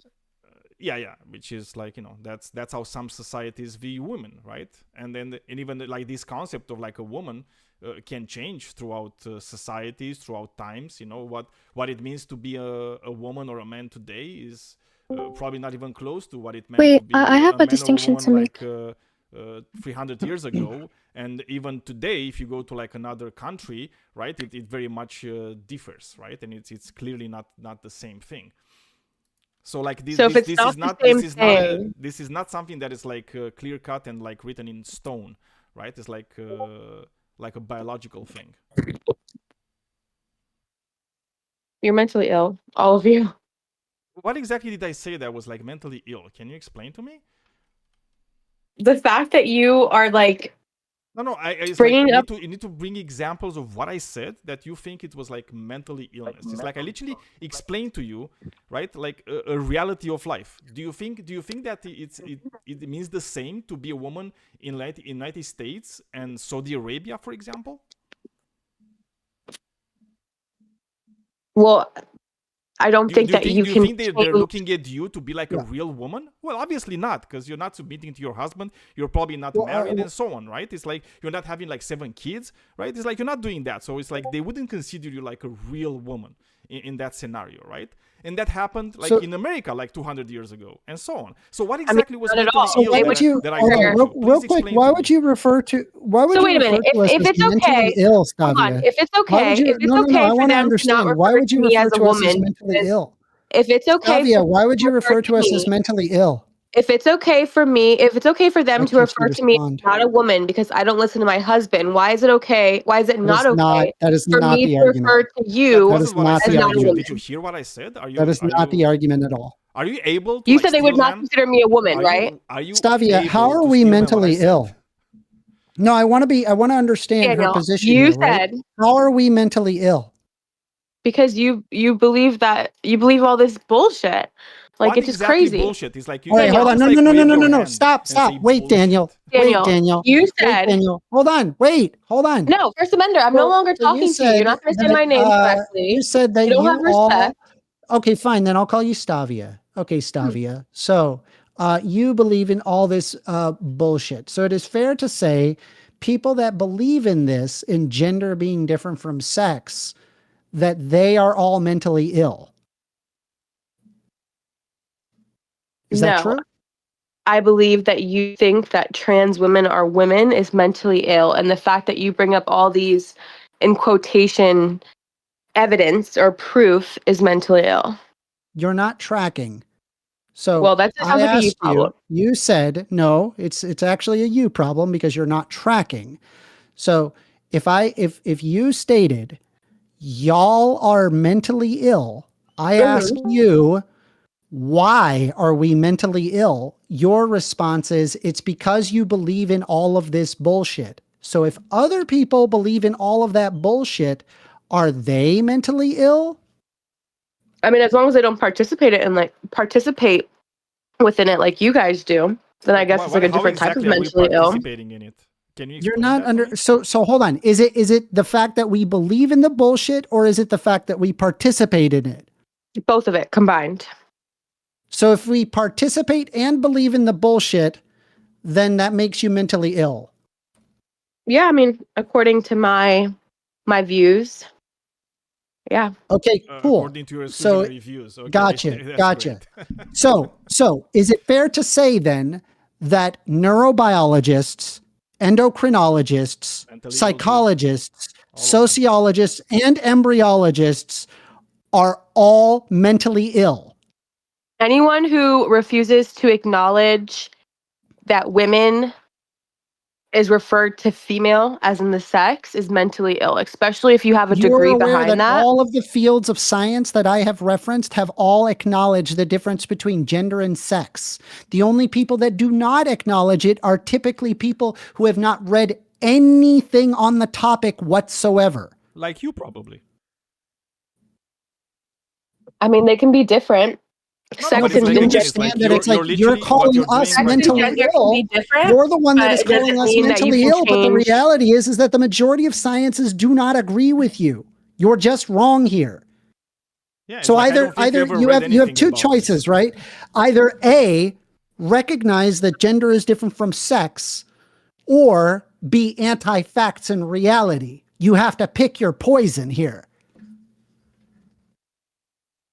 So you're telling me that gender, in all regards, no matter what, is different than sex all the time, 1,000%. Well, so they are directly. So no. No, stop. Okay. Stop. Calm down. I'm trying to explain it. So gender and sex are heavily interrelated with one another, right? Given the fact that 99% of people, well, you're saying that they're entirely separate, but that's not also correct either. They are interrelated, but they can be severed. Depending on if the person wants it to be severed or not. Gender often corresponds with a person's sex. But not all the time. Are correct. But gender is separate from sex in the sense of what we're describing. And if you observe, right, you can look at neurobiological papers. You can look at endocrinological papers, that's studying the hormones. You can look at psychological papers, sociological papers, and embryological papers. We can look at all the papers we want. What's that going to prove? I'm saying, like, I'm just trying to tell you that gender is separate from sex. It is. Not all the time, though. No, not indefinitely. It is. They are different concepts. I just asked you 5 seconds Do you know what correlation is? They are interrelated. There are interrelations that exist between gender and sex. Yes, this is true. Most people are cisgendered. See how you have to like add all these other words to regular terms just to be able to identify what you're talking about? Like, that's insane. You're going to use words, and different words have different meanings, right? And it's like, if you want to have like a real good conversation, you need to understand every word and exactly what it means, right? And sometimes you have to define things. Just because we are using more words than you're accustomed to doesn't mean we're wrong. Don't insult me. Well, I mean, it's like apparently it's like us using a lot of words is like very, very, very bad, and I don't know why you think The that. two words that you've used is gender and sex, and I'm very much Well, it's aware like of both here right now definitions. he wasn't using just gender and sex. He was explaining something He's to used you, and cisgender. because he Oh was my gosh, using I'm more so sorry. words He than used just cisgender. man, woman, male, female, you said, "Oh, you're just using more words." It's like that's a weird argument to make. Don't you think? Tavia, let me ask you this: do you hate yourself? Depends on the day, just like, my gender. Depends on the day. What do you have written on your profile that you hate yourself? Because I can. And tomorrow it will say I love myself. Okay. Well, hopefully that you get into a better mood because, geez.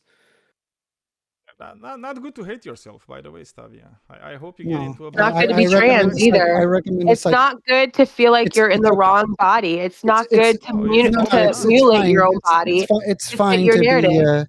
be. No, it's fine to be transgender. There's nothing wrong with It's being not fine to be transgender in and of No, transgender. itself. you know what is why people, Why is it not fine to be trans people feel transgender? bad? Why is it not Just fine a to hate second, Amanda. myself? Why is it You not know why a fine lot to be of people, transgender? a lot of trans Why is people it Because not if fine to you hate Stavia? myself? if you hate just yourself, then I think that let you me tell hurt her a thing, yourself. please. Let me tell her a thing. So Stavia, the reason why a lot of trans people feel bad is because of people like you.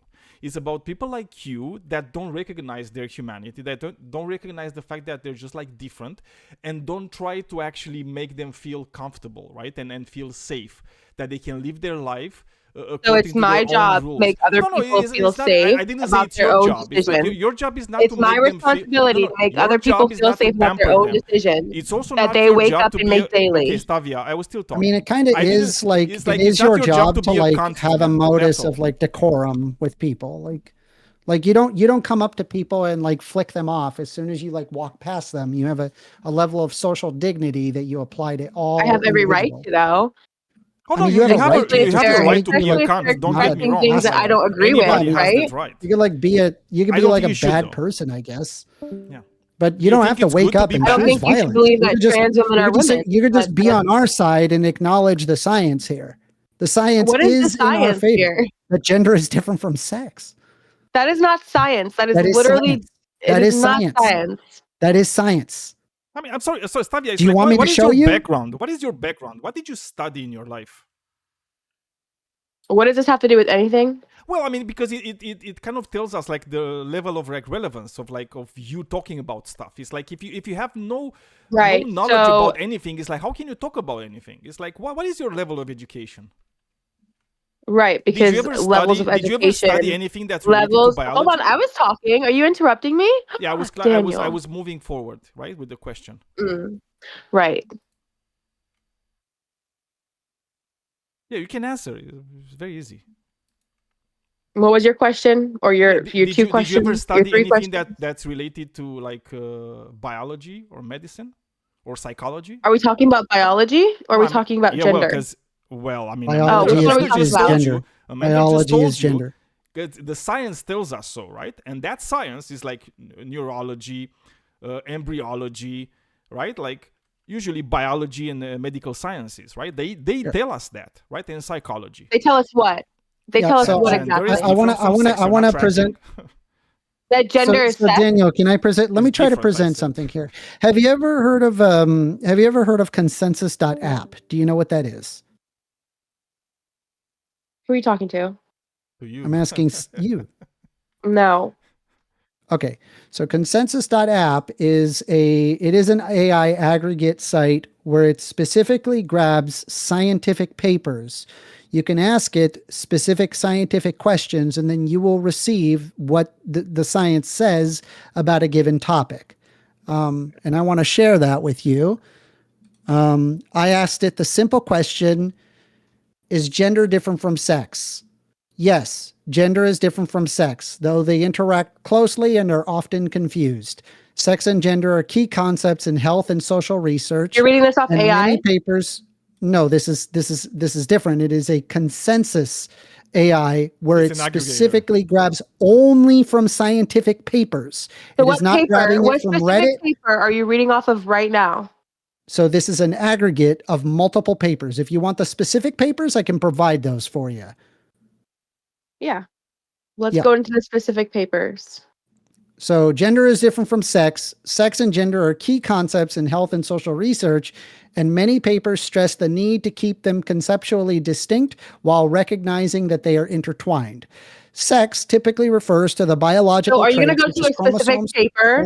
Yes, I will. Calm Okay, down. so go, Come on, no, because just let me read it. you're going over the you can definitions that we've Yeah, already I'm agreed to reading it. Yeah, disagree I'm on. reading it. I'm reading it. You're saying that the science that you're telling me that you're interested in the science, and I'm presenting to you. You're presenting me what the science AI. says.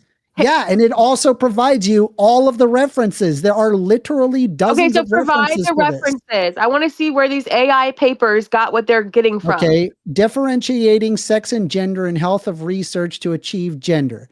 This is a 2023. There's 65 citations. Michelle R. Kaufman. There is checking assumptions, advancing the analysis of sex and gender. Who is Michelle? One of the scientists that researched this. Okay, are you going to link her? Let's look her up. And I swear, if she's a liberal or Democrat, I'm gonna shoot myself. Oh, okay. So just to be clear, right?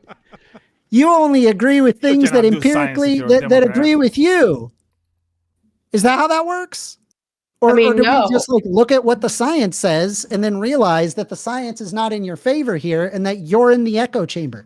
It is, by the way, what I always get referenced, Stavia, what gets referenced to me all the time is that they refer to me, they provide projection where they call it the trans ideology, when in reality, it is not the trans ideology. In fact, it is the anti-trans ideology. First There is amender. no If you are trans going to do ideology in the research, same way that there is no gravity ideology. You either acknowledge the facts as they are or move forward with that. Do you understand? This is the problem. If you are going to do research, are you going to get all your research from the same group of people who have the same? I'm getting my research. I'm getting my research, and I'm from asking you to look into these sources. people who you are getting your research from. Is that such a hard thing to ask?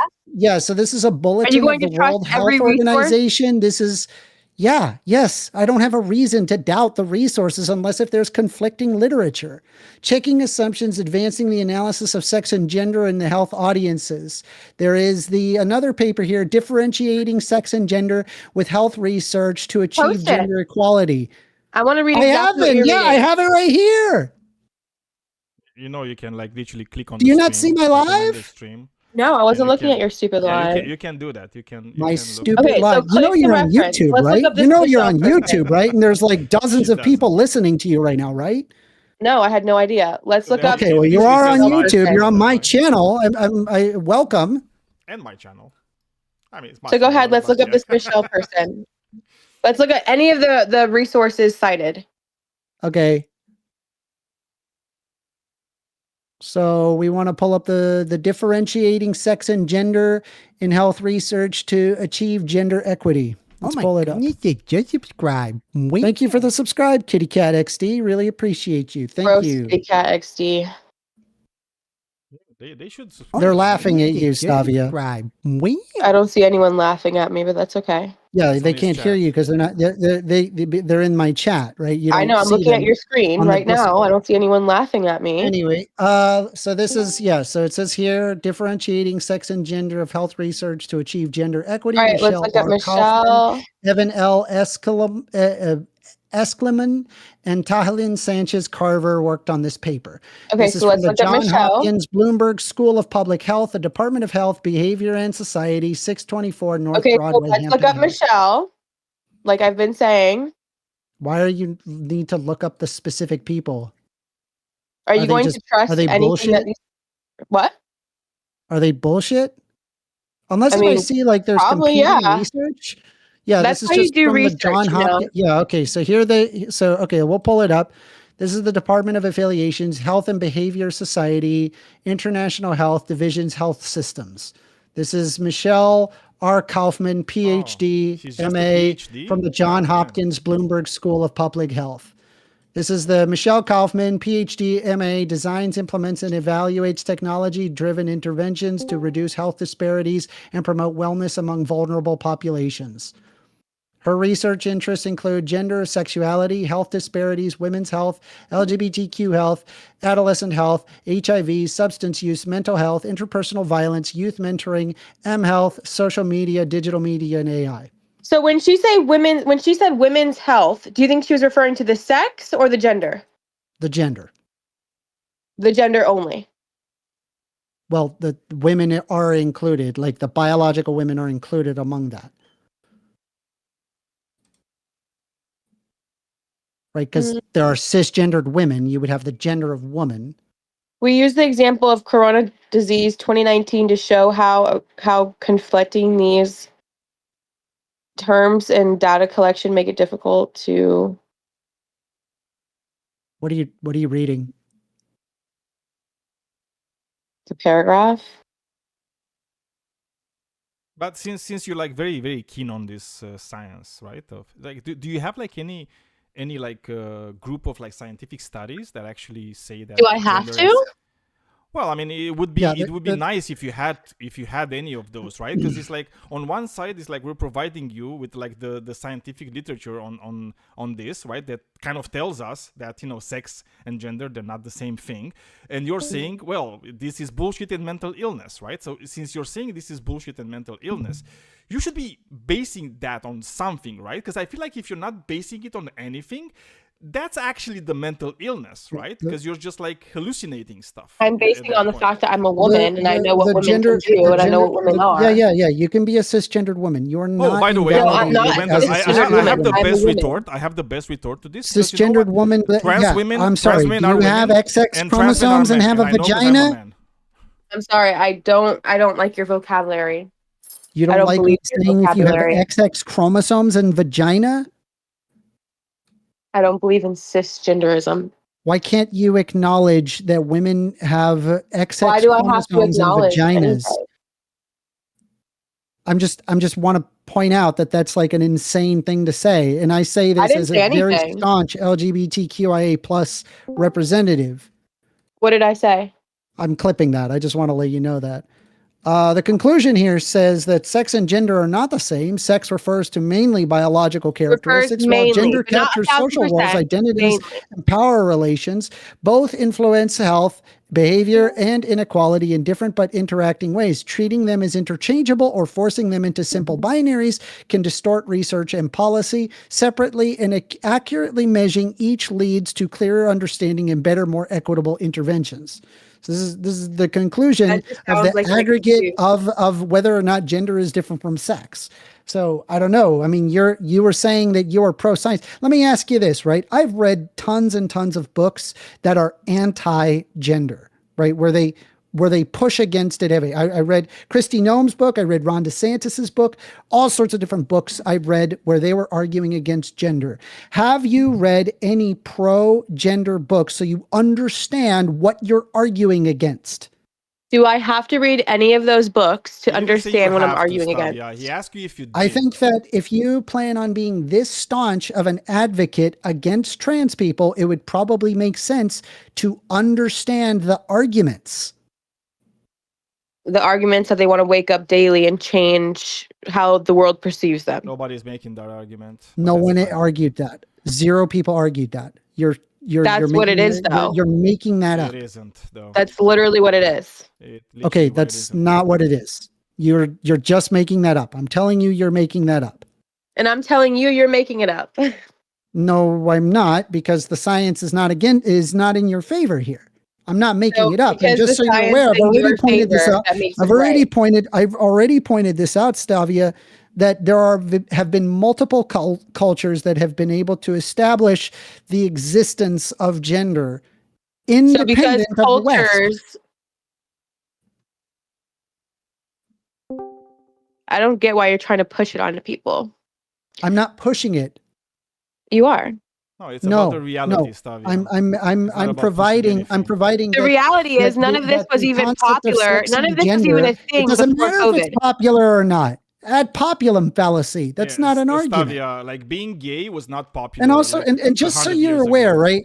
We've been doing. I believe that I think it was like in the late 1800s when we had done. There were experiments done on chickens where they removed the gonads from roosters and realized that they established hen-like qualities. So we knew that there was something going on specifically among the gonads that would cause feminization or masculinization depending on what was given to the animals, and it is not different for humans. Yeah, and this is as early as the 1890s that this was discovered. So there can be differences from the external genitalia and what is actually exhibited externally.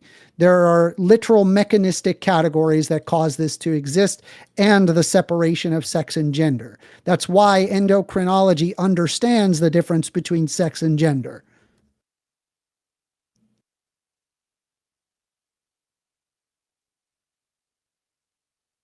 Would you consider a social role of a woman getting pregnant?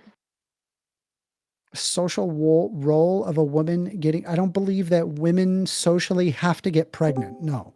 I didn't say have to, but do you think that a role of a woman in society would be to get pregnant and have kids? Sure, it could be one of them. It doesn't have to be, though. Correct.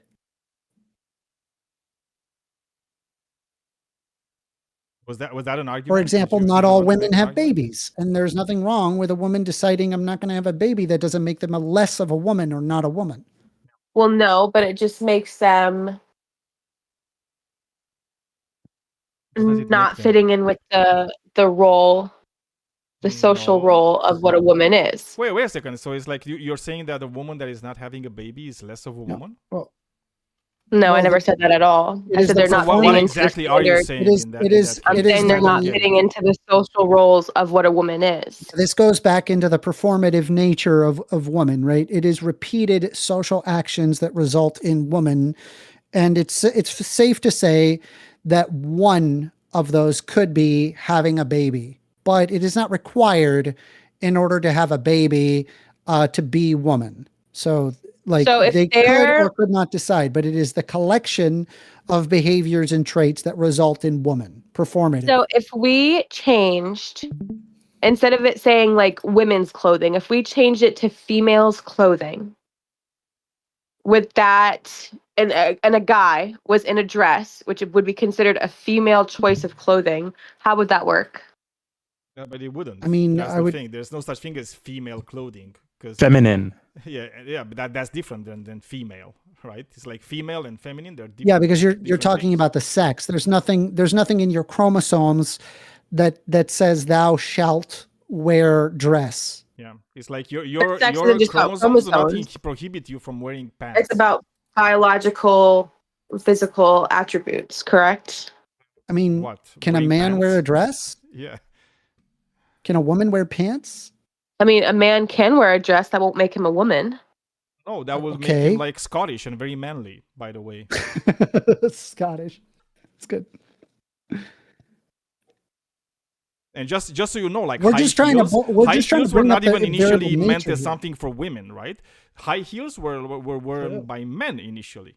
So like not even that. It's like I don't know what you're saying. It's like these are just like performative things that we do, right? And they change throughout time, right? Like if I were back in like the 15th century and I didn't wear makeup as a man, I would have been considered like manly, right? Because I didn't wear makeup. But you wouldn't be considered not a man. Shit, right? You just be considered not manly. Some people wouldn't consider me a man. That's the whole thing. I can show you right now. I remember there was like this. What's it called? Like this video from like a prison in like whatever freaking like Asian country where like this guy was talking about like other guys and he was saying like they're not men, they're women, they're my women, right? Let's see if anything was learned. Is sex and gender different things, Stavia? She already said no. She already thinks that they are the same thing. I mean, now like I don't believe a lot of information at them. She's not gonna change her mind. Okay, like no. I think I can help with this. Hold on, I think I can help with this, right? So you said no, sex and gender are not different.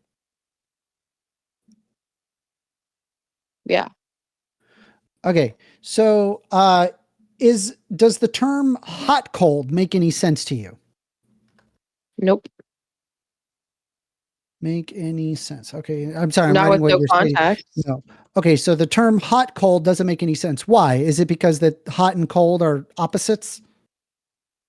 No, there's just no context to it.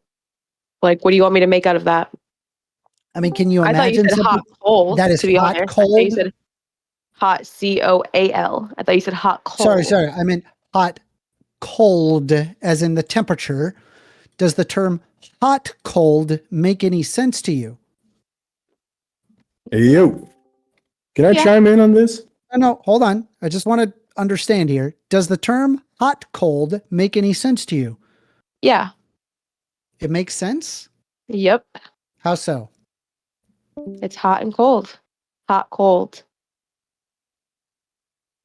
Motherfucking freezer burn. How can something be hot and cold at the same time?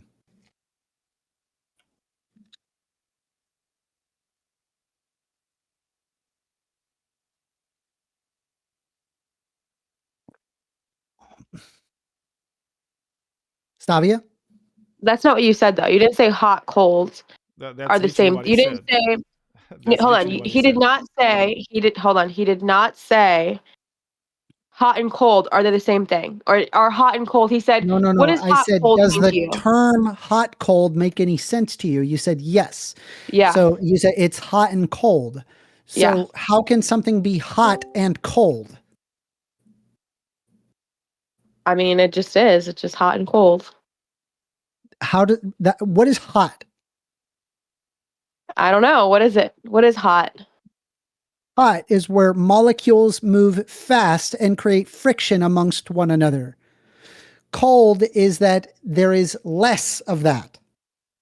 So something Okay. can't physically be hot and cold. Isn't it fair Are we to only say? talking about physical things?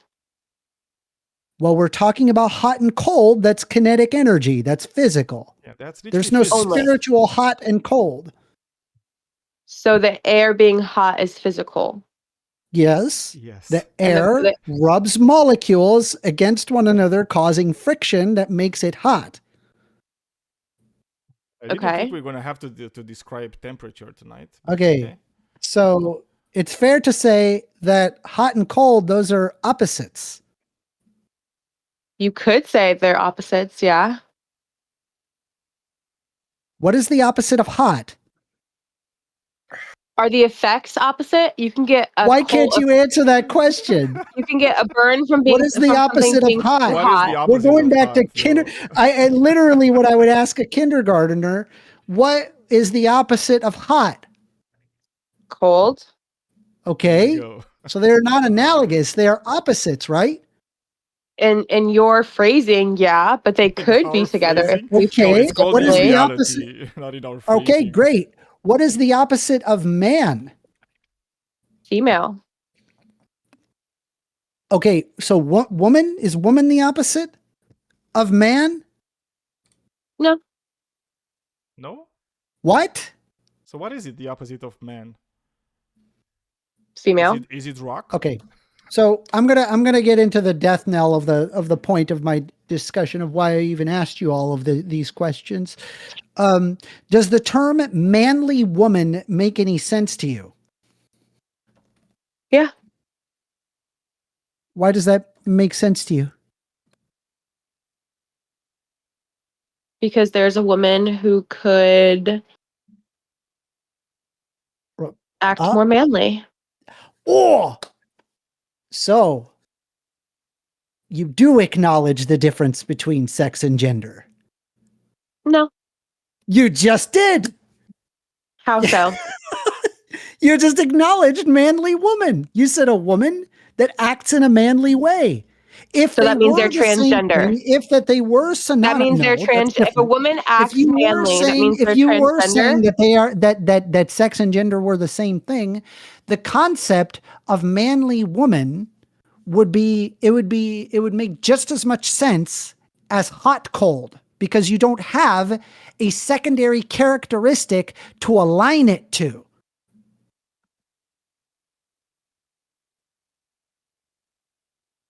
Manly female and manly woman is the same thing. Did that go over your head? I think it went over. Manly woman is the same thing as a manly female. Well, I don't know. I don't know what else to do. I feel like I did it. I feel Would like you not agree with that? but you're still not attributing the difference between sex and gender here. You're just trying to Because I push don't it see a together to difference. make it work.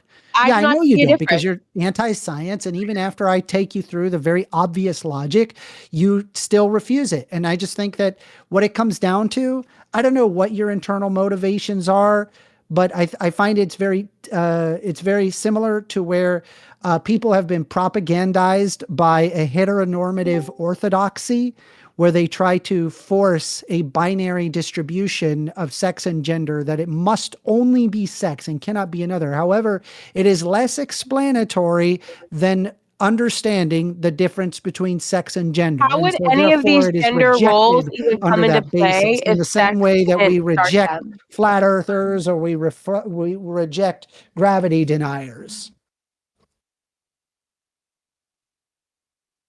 Anyway, let's see if we can get somebody else. I'm kind of curious who else is available to have I'd like with. to speak on the topic. Sure, Salamander. Yeah, I'll take the same stance as Stavia, that being the critical stance. Can I start with him? Okay, so do you think gender and sex are the same thing, or do you think they're different? I would either reject the category gender or make it synonymous with sex. So you think they're the same But thing? I would think if gender is a thing, then it's the same as sex. Yes. Okay, so how would you define woman? Yeah, I would use the traditional definition of adult human female. Okay, so if you're outside your house and you would go to the grocery store and you would see somebody, yes, and then you would kind of have to make like a decision, right? It's like, oh, is that a woman? Yeah, Is that I would make. How would you? Yeah, I would look at their. Yeah, I would look at their appearance and I would make a guess based on that, and I could be wrong. Like so somebody. You're not gonna make that. Yeah, but you're not gonna make that. You're not gonna look at them and then ask them exactly. Oh, do you have vagina? Do you have, a penis? Right? You're just gonna look at the external things about the person, right? Like Yeah, presentation. if I was determined to find out what their sex was, I would ask. And how I would ask those more. Huh? So, yeah, if I was for example, determined if you were to determine somebody's sex, how would you do that? Oh, like how do I define male and female? No. How would you determine the sex? I don't think I have the necessary equipment on me at all times to make that definitive determination. Obviously, I'm not saying that in the moment, right? But in general, it's like, how would you determine somebody's sex? So the way I would make a first assumption would be based on looks, like what does their facial structure look like? Okay, I'm not talking about like secondary sexual characteristics, right? It's like you want to determine somebody's sex, like let's say like for real, right? It's like you want to be sure about somebody's sex. How would you do that? Yeah, I would look into their genetics if you're saying I have the means to do so. And what would it have to say in order to determine? Yeah, so I would look for. If it's a woman, what does it have to say?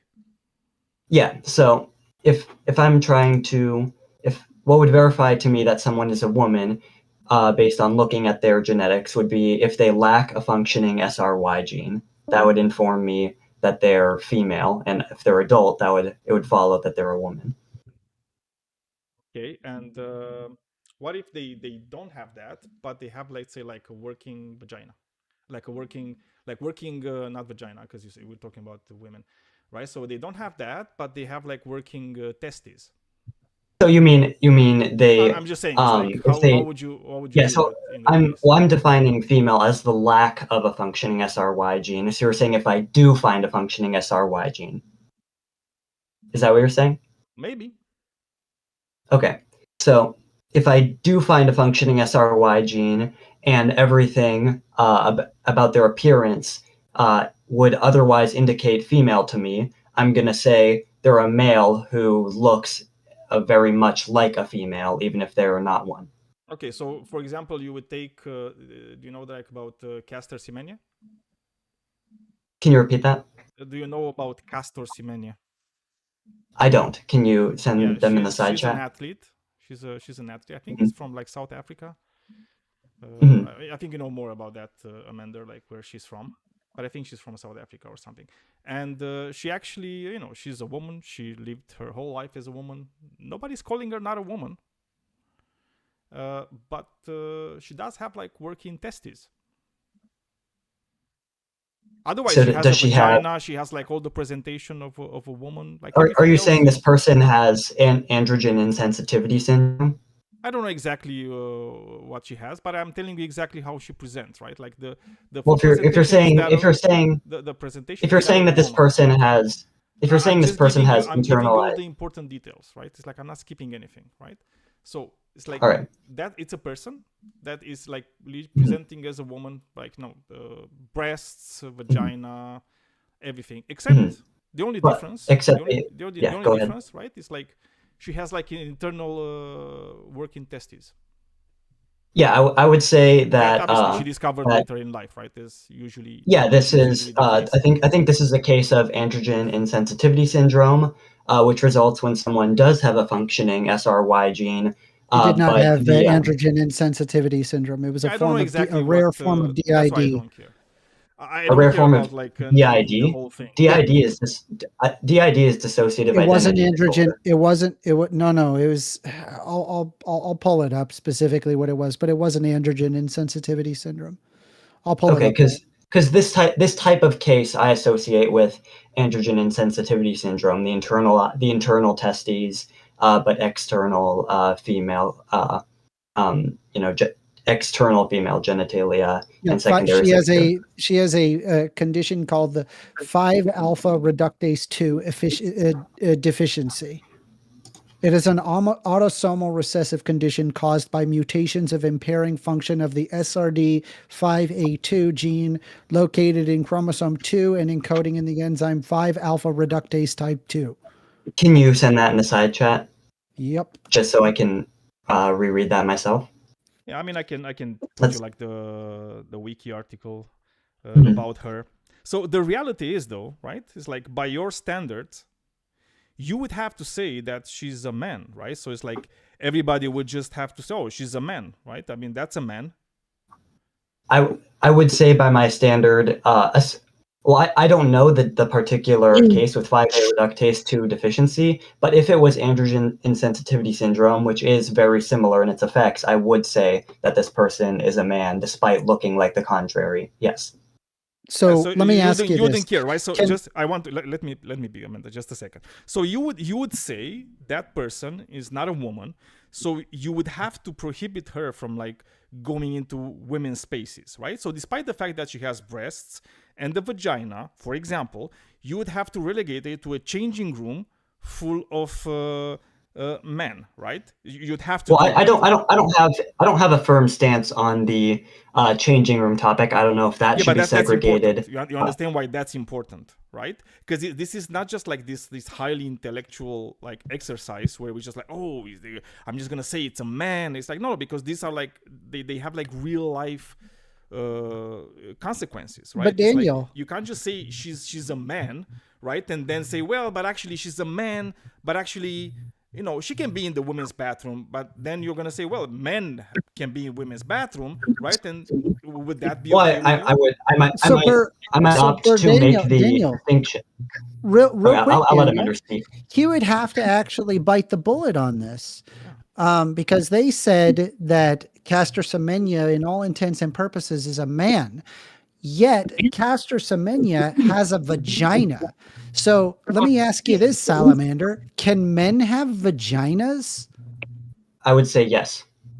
Okay, well, at least he's willing to bite the bullet. In these extremely rare cases, I would say yes, and I would say that is. Do you think it's probably fair to say that maybe the binary characteristic that you're trying to apply is starting to break down, considering the fact that you're willing to bite the bullet on the fact my that binary characteristic is the gene, and I haven't turned against that But that definition you know yet, what so you're it hasn't doing, broken right? down. When you're talking about genes, it's like you're doing like Talking this about sex. this argument of like gene determinism, which is not necessarily good, right? It's like genes don't determine things in the way you kind of think they determine things, right? It's like the human body, ever is like since the embryo is kind of developing, right? It's like it's a very complex system, right? Where there's a lot of like feedback loops and mechanisms and like negative feedback, and it's not just genes, it's genes, and then the appearance of like hormones and all other things. Like it's a slew Yeah, and of with things, like because there's and with there, yeah, and I it's think like that the applies. chemical Relevant reactions question. in there, they're like very complex, right? And the They reality are is complex like chemical there's reactions, some sure. studies being done, and it's the incipient stage, right? Because it's like there's not that many people researching trans people, because they're like a very small minority, right? But there might be the case that there's something in the brain, right, that kind of like makes you be trans, right? So for example, like if in the future, right, we actually do find that with like reliably and say, well, you see, there is this thing in the brain that kind of like turns you, right? And it's like you're feeling you're like a woman in a man's body, right? And vice versa, right? Then in that case, like this whole argument of like chromosomes just like falls apart, right? Well, I mean, if it is the case that we see that we go out and we find neurological similarities that only exist in both cis and trans women, but not in cis and trans men, then I would say you have. So I what I'm would say that saying would be a is, coherent definition of so gender. what I'm But saying I is, think the studies are not conclusive enough on that. I and already I can tell you why. granted that, right? It's in incipient stages, and I grant that. It's like we don't have that much information right now. That's why I'm not using it as an argument. I just said if in the future, right? It's like, because we're gonna research it a bit more, right? And we're gonna, let's say, find, okay, there's such a thing as a man's brain and a woman's brain, right? And they're different in these small aspects that we found here, right? That's what I was saying. Obviously, that's not the case right now. Okay, I'm not using it as an argument. It's just like a what if this happens. But look, I would. Can I answer can the I what do if? like sure. But I I want to think do like if a mind experiment with you, right? Like a thought experiment. Yeah, I think if we find it to be the case that there are consistent brain similarities, like you're pointing out, then that would create a new definition of gender that can be used. That would be based on neurology rather than social characteristics. I think that would be coherent. I just don't think that that's available yet. I already granted that, right? That's why it was like Yeah. a what if. But I want to go further, right? Because I wanted to talk Go about this ahead. kind of like a start to something else, right? So, for example, you have a sense of yourself, right? Of who you are, right? And I know that because I have a sense of who I am, right? And I think of myself as a Sure. man, and I like the manly things and all that shit, right? And now, Yeah, I try to kind of like move. I believe that. Yeah, sorry. I believe that I am a man based off certain characteristics that I have, just like I believe I'm a human based off certain Yeah, but characteristics that's what that I'm I saying. have. It's like there's an internal sense of who you are, right? You have the internal sense of who Salamander is, just like I have my internal sense of who Daniel is, right? With all Sure. the aspects of that make me, right? Sure, and I would say I would say that my internal sense can be correct or incorrect depending on the information I have and don't have access to. I don't think that's necessarily the case. I think you are you, right? And it's like you are who you think you are and who you are in your own head. It's like there's no such thing as being incorrect about what you think about yourself, right? It's like, because that's who you are. But that's like a different conversation. But the reason I asked you this is because we can move forward from this, and let's just say, okay, so you have this internal sense of who you are. And now imagine you're going to sleep, right? And you're just going to sleep in your bed, and it's like nighty night and all that shit, right? Unknown to you, though, right? It's like you don't know this, but there's like this evil scientist, mad scientist, right? That fucking hates your guts, right? And he just comes to you, to your house, right? He drugs you. You're just falling asleep. You're not waking up. You're under anesthesia, right? Yeah. And you know what he does? He just takes your brain, right? And Yep. just transplant your brain into a female body, right? Okay. Don't worry yourself about rejection and anything, right? He has like this great medicine. Sure. It's not gonna be rejected, right? Sure, he's evil, but he's smart. Get exactly, it. Go right? on. Evil but smart. Okay. So and now it's like you went to bed a salamander, right? Was like a man. He likes the manly things and all that shit, right? And then you're waking up in the body that's not yours anymore, right? That's a different body. But now it's like you're gonna have to live your whole life in that body, right? It's like, and now it's like you don't have your penis, now you have your vagina and your boobies and all that stuff, right? Like everything that's usually associated with like the female anatomy. Yeah, right? Sure. Okay. My question would be, right? Yeah, ask the your morning question. you wake up, right, and you realize you're in a different body. Do you think the image of yourself, the image you have of yourself would like instantly change in like, oh, well, I guess I'm a woman now, right? It's like, do you think that's what would happen? I think that would intellectually happen. Like if I saw that I was female in every sense, like, that you were describing. Even my DNA has changed somehow. Would you feel like a woman? Would you feel like, would you do like the woman things? Because see, if you're saying that gender and sex are not the same thing, that would mean that instantly you would also have to change like everything about you, right? So instantly you would have, oh, well, I guess I'm going to wear high heels and a dress, and I'm going to wear makeup, and I'm going to do all these things. I would say that I'd probably, after that scenario, assuming I can go and live my life and the scientist isn't like kidnapping me, like holding me hostage, I would say I would go on to live as a tomboy and maintain my personality characteristics, but I would no longer be a man. Yeah, but you know that like even a tomboy is not like a tomboy is still a woman, not a man. Yeah, I would be a woman in that scenario, and I would go on to live as a masculine woman, or a woman with masculine characteristics, or at least as masculine as I currently am. So you would stop being a man, is what you're saying? It's like you would just like fully become a woman, but you're going to reject everything I might not about being a woman, right? You just like reject. Yeah, I mean, I might not like it, but I would be. No, but you would be rejecting it, right? It's like everything that means to be a woman, you would kind of reject it, but you still call yourself a woman. I would probably do like everything that a man does, right? And like the performative aspects of like what it means to be a man, but you would kind of just call yourself a woman. I would continue to like everything. Can I answer?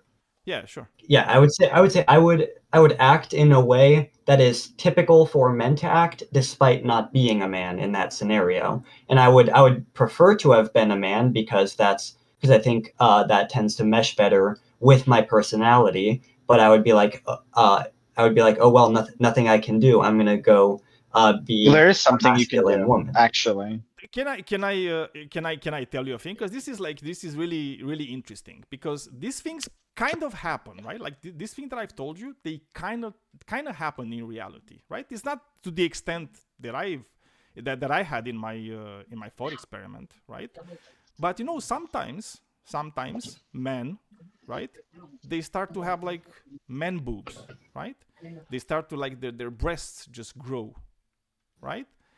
And you know what happens? It's like when that happens, like a lot of men actually have what's it called, Amanda? Oh my God! Gender affirming surgery. Gender dysphoria, right? When that happens, yeah. So they literally suffer from gender dysphoria because they say, well, it's like that's not my body. It's like I see myself as a man. It's like what are these boobs?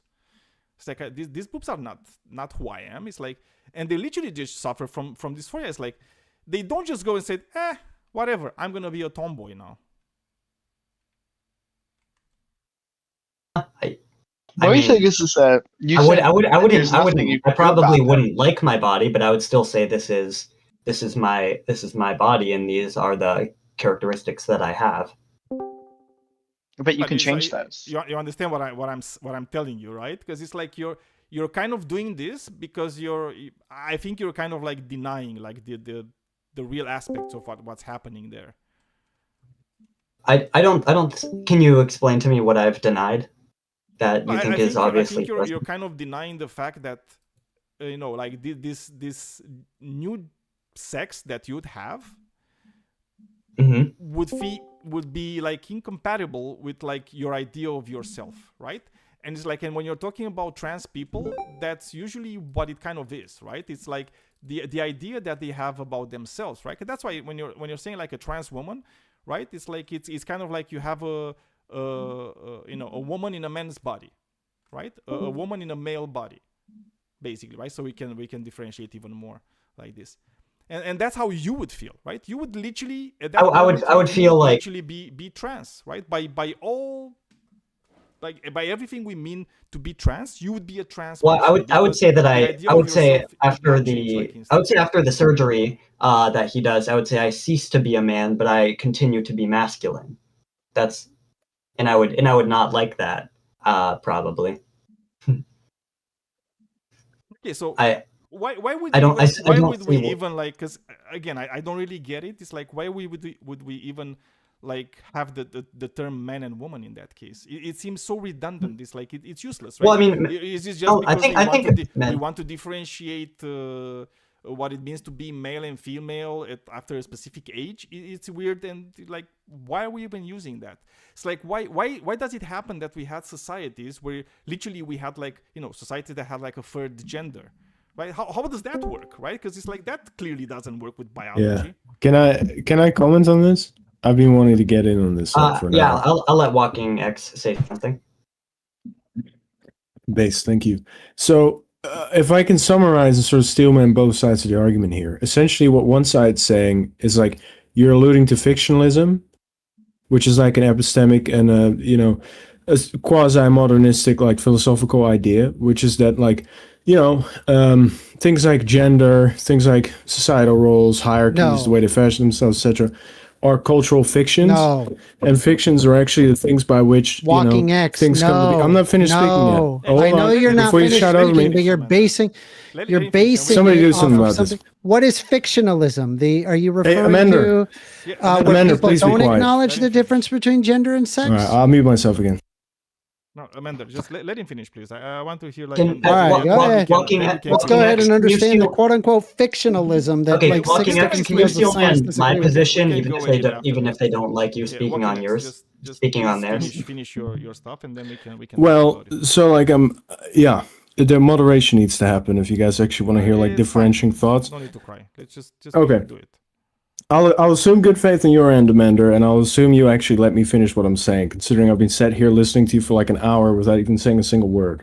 I tried to chime in earlier, but you said, hold on. You're really stuck up on this hot and cold thing. So please, let me make my argument. So fictionalism, originating from the Sturm und Drang movement in the sort of continental tradition in the 18th century, really was developed, if you will, past the Enlightenment in a sort of quasi-merge between the Germanic idealist principles as well as like French liberal as well as Anglo like scientific empiricist tradition, if you will. So most prominent writers on fictionalism are Feitinger and Fichte, who are both part of the Frankfurt University back in the 18th century and 19th century. And I would say in the 20th and 21st century, these theories have been largely adopted among many different schools of philosophy, including like postmodernism and I would say the sort of Anglo philosophies of empirical science. You're gonna need to explain. What are you saying? Are you saying that? I was asked the question, what is fictionalism? So fictionalism is the idea that things are, originally at least, considering it came from the German idealist school, that things are like science, scientific theories, as much as like poetry and art and everything else, is sort of equally a fiction insofar as these things never actually exist, meaning if you can show me the atom of a good, or you can show me the atom of a man, you can show me the atom of whatever, these are all fictional concepts which are created, which are created by cultural sort of theories. Okay, he's just going to take over the VC. Yes, like, yes, yes, about philosophy that much, like especially when you're talking about like, things. But just FYI, walking. Just for starters, are you saying that transgender Is it? No, I never even used the word.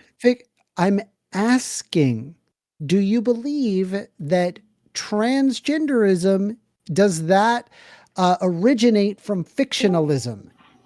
Oh, no. I'm not even getting to my beliefs. I'm trying to represent your arguments, which I've very much heard that you made against Stavia, which are specifically that things like gender, things like male roles, things like social hierarchies are essentially fictional by definition, and cultural fictions. People are individuals. Nobody's speaking of that. Nobody's speaking of that. If anything, you're trying to put words in my mouth right now. I haven't even used any of those words. And these things have been documented. You're afraid. These things have it's been fine. documented. If you radicalize it, you don't want to hear differentiating opinions, it's fine. But it's not very much a debate. Human biology, walking X. It's not really a debate. You're speaking over me, right? Because you're going against basic history. Oh, now you're accusing me of making arguments that I never made? Great job, dude. Great job. Great debate, bro, by the way. For centuries, indigenous and global cultures have long recognized and named genders outside of the typical male-female. So we're not going to be able to have a discussion, eh? Do you want me to leave the channel? Do you want me to mute myself again? What? Go ahead and mute yourself. This is the definition of radicalization, by the way. Having a conversation. Like I want you to. Okay, yeah. So let's not try to like steelman anybody. It's like what do you think about the topic?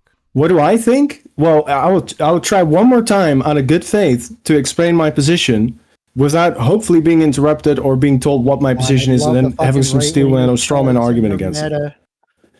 Yeah, so my position is I got it, okay? Yeah, yes. My position is that I am a fictionalist insofar as that I think that Feitiger and Fichte we're onto something very huge there, which I very much subscribe to the ideas of Vico, Giambattista Vico, if anybody is familiar, with the idea that history is not linear whatsoever. In my opinion, it's cyclical.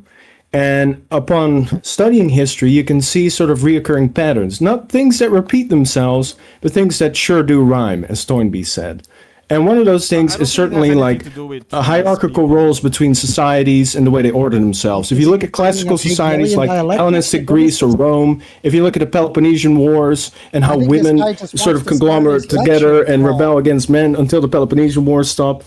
If you look at the other day, the early mythos of the Roman Republic of kidnapping women and then creating their society, right? It doesn't fall at all within our own cultural, linear, progressive view of history, which originated with Karl Marx. Lecture hall and conversation. Yeah, it's like extremely. It's like I don't really understand like what you're. So I haven't finished my views yet. Oh, go ahead. So what you can see with all these high cultures, which have lifespans, just like people do, is when they start dying, they start adopting self-destructive principles, which decrease birth rates, which decrease autonomy over its own borders, which decrease things like being able to unite under a flag and get shit done. And this is exactly what happened to Rome. This is exactly what happened to Troy. This is exactly what happened to Egypt. This is exactly what happened to India. This is exactly what happened to the Qing dynasty, to the point where when the Greeks showed up in Egypt, they had to be dressed like women because transgenderism was adopted to be part of their aristocracy class. That being said, where are all these empires now? Where's the Roman Empire now? Where's the Roman Empire when it became custom to marry a transgender boy, right, whilst being the emperor? Hadrian was married to a trans, right? How long did it take from Hadrian to the fall of the Roman Empire? Oh God, okay. So walking X is like whatever you're doing, I don't know, it's like extremely unhealthy. It's like literally you're just doing like a gish gallop of like things that are like not related to anything. I don't know where you're getting this idea that, like whatever he left. I mean, that was like crazy stuff. Okay, sorry, Salamander. It's like I don't know why I let that guy talk, but it's like made zero sense. I mean, let's also just be fair, right? That transgender identity does not originate from fictionalism. Fictionalism is a yeah. I'm not sure what he was on about. I don't think he was aware of what he was going on about, but yeah. I mean, philosophically, it just doesn't. I mean, if the fact that we can observe many different cultures throughout history that are able to exhibit a third gender, if you will, and it has been even discovered among Western civilization. You could look at pre-Nazi Germany, where they were able to observe differences of sex and gender. It was only until post-World War II, where you got them destroying the books of this knowledge. The question is, The problem is that a lot of people, they like to attribute transness as it in and of itself an ideology, when in reality it is the anti-trans ideology. It is the anti-trans person that has to ignore reading books. I've had many discussions of anti-trans people where they say that they cannot read any of these quote unquote gender books because it will poison their brain. I got news for you. I find that to be pretty hilarious as someone who would take the same position that they do on the topic more broadly.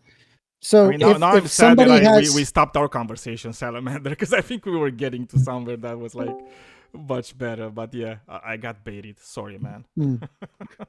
Gwynblade says Roman Empire collapse equals trans toilets. Exactly. Confirmed? Question mark. God damn it, dude! Why did that happen? I feel like something that's also relevant here is I'm not making the argument that like X surgery and X bathroom policy is bad for society. I'm just making the semantic argument of are trans women or not. But you do understand I think that when we have like women's bathroom, for example, because I think the bathroom argument is kind of relevant when you're talking about these things, because the reason I say trans women are women is because I don't want to be a cunt, right? And I want to extend like people that are trans like the respect that they deserve, right? And it's like and I don't want to make their lives harder, right? Just because they're different from how I am, right? I'm not trans. It's like I don't know how it feels to be trans. It's like I wouldn't dare to say I know how it is, right? It's like I can guess, I can have like a guess, but I wouldn't know, right? And the moment you're saying that trans women are not women, the only other option that we have into this society is to say that trans women are men, right? And the moment you're saying that, that has consequences in society, right? And those consequences are, well, you're gonna have to have like a specific place where you're changing, and a specific place where you're going to the bathroom, and so on, right? And those things are important, and those things have like real can have like really bad consequences, right? Especially since if you're looking at like what the outcomes are, right? Like trans women are being aggressed more, right, than cis women, right, in bathrooms, right? And imagine if you're gonna say, well, trans women are men, so they have to go into men's bathroom, right? So you're gonna have like Caster Semenya, right? She's gonna have to go to a men's bathroom, right? You're gonna have people, that have all the secondary sexual characteristics of a female that have to go into a men's bathroom. I wasn't making that statement about the bathroom. I wasn't saying you were. Like So what I was saying is that it's an extension, right? So if you're going to say trans women are men, that's where society is going to go towards, right? It's going to go towards this small minority being even more oppressed, right, than it is already. And it's being trans is not an easy thing to be today as it is, right? But if you're going to say that, and if the society is going to say that, then it's going to just make it worse. It's not going to make it better. I agree with what you're saying, but I still think that the semantic argument is important, because I don't want to surrender the logic behind why I would say trans women are women or trans men are men in the interests of purely the ends justifying the means. Because I think there are good semantic arguments to say that you could classify trans women as women.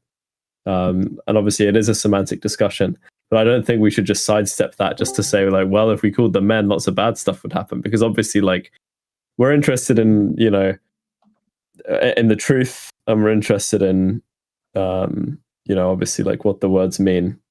So like Daniel, that's important. Daniel, have you at any other point given your definition of woman, and if you haven't, can you give it now? What do you mean? Sorry. Like how would you define the word woman under your framework?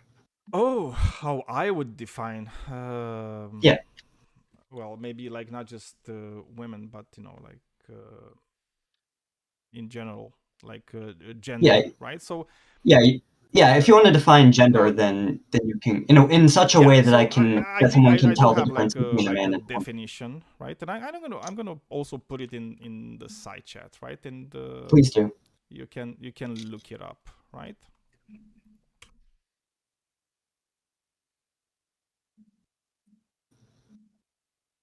Okay. Someone who lives up to a social construct that heavily associates with phenotype and certain aesthetics and behaviors. Okay, can I try to modify this to make it be a definition for woman specifically?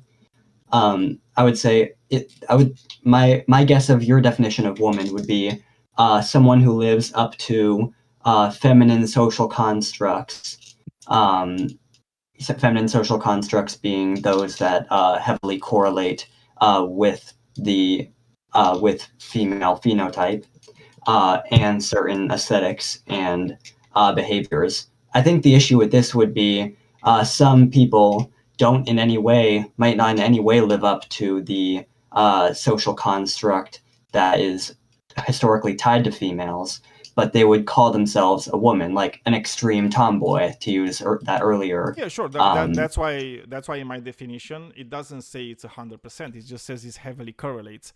But there's also like the option of like, yeah, it could not, right? It's like there's. Yeah, well, I mean, if you do that, then you fall into. If you say it's not a 100% but a heavy correlation, then wouldn't that fall into what the the same? problem is? The problem is like I don't think anybody can have like a definition that is like 100% inclusive, right?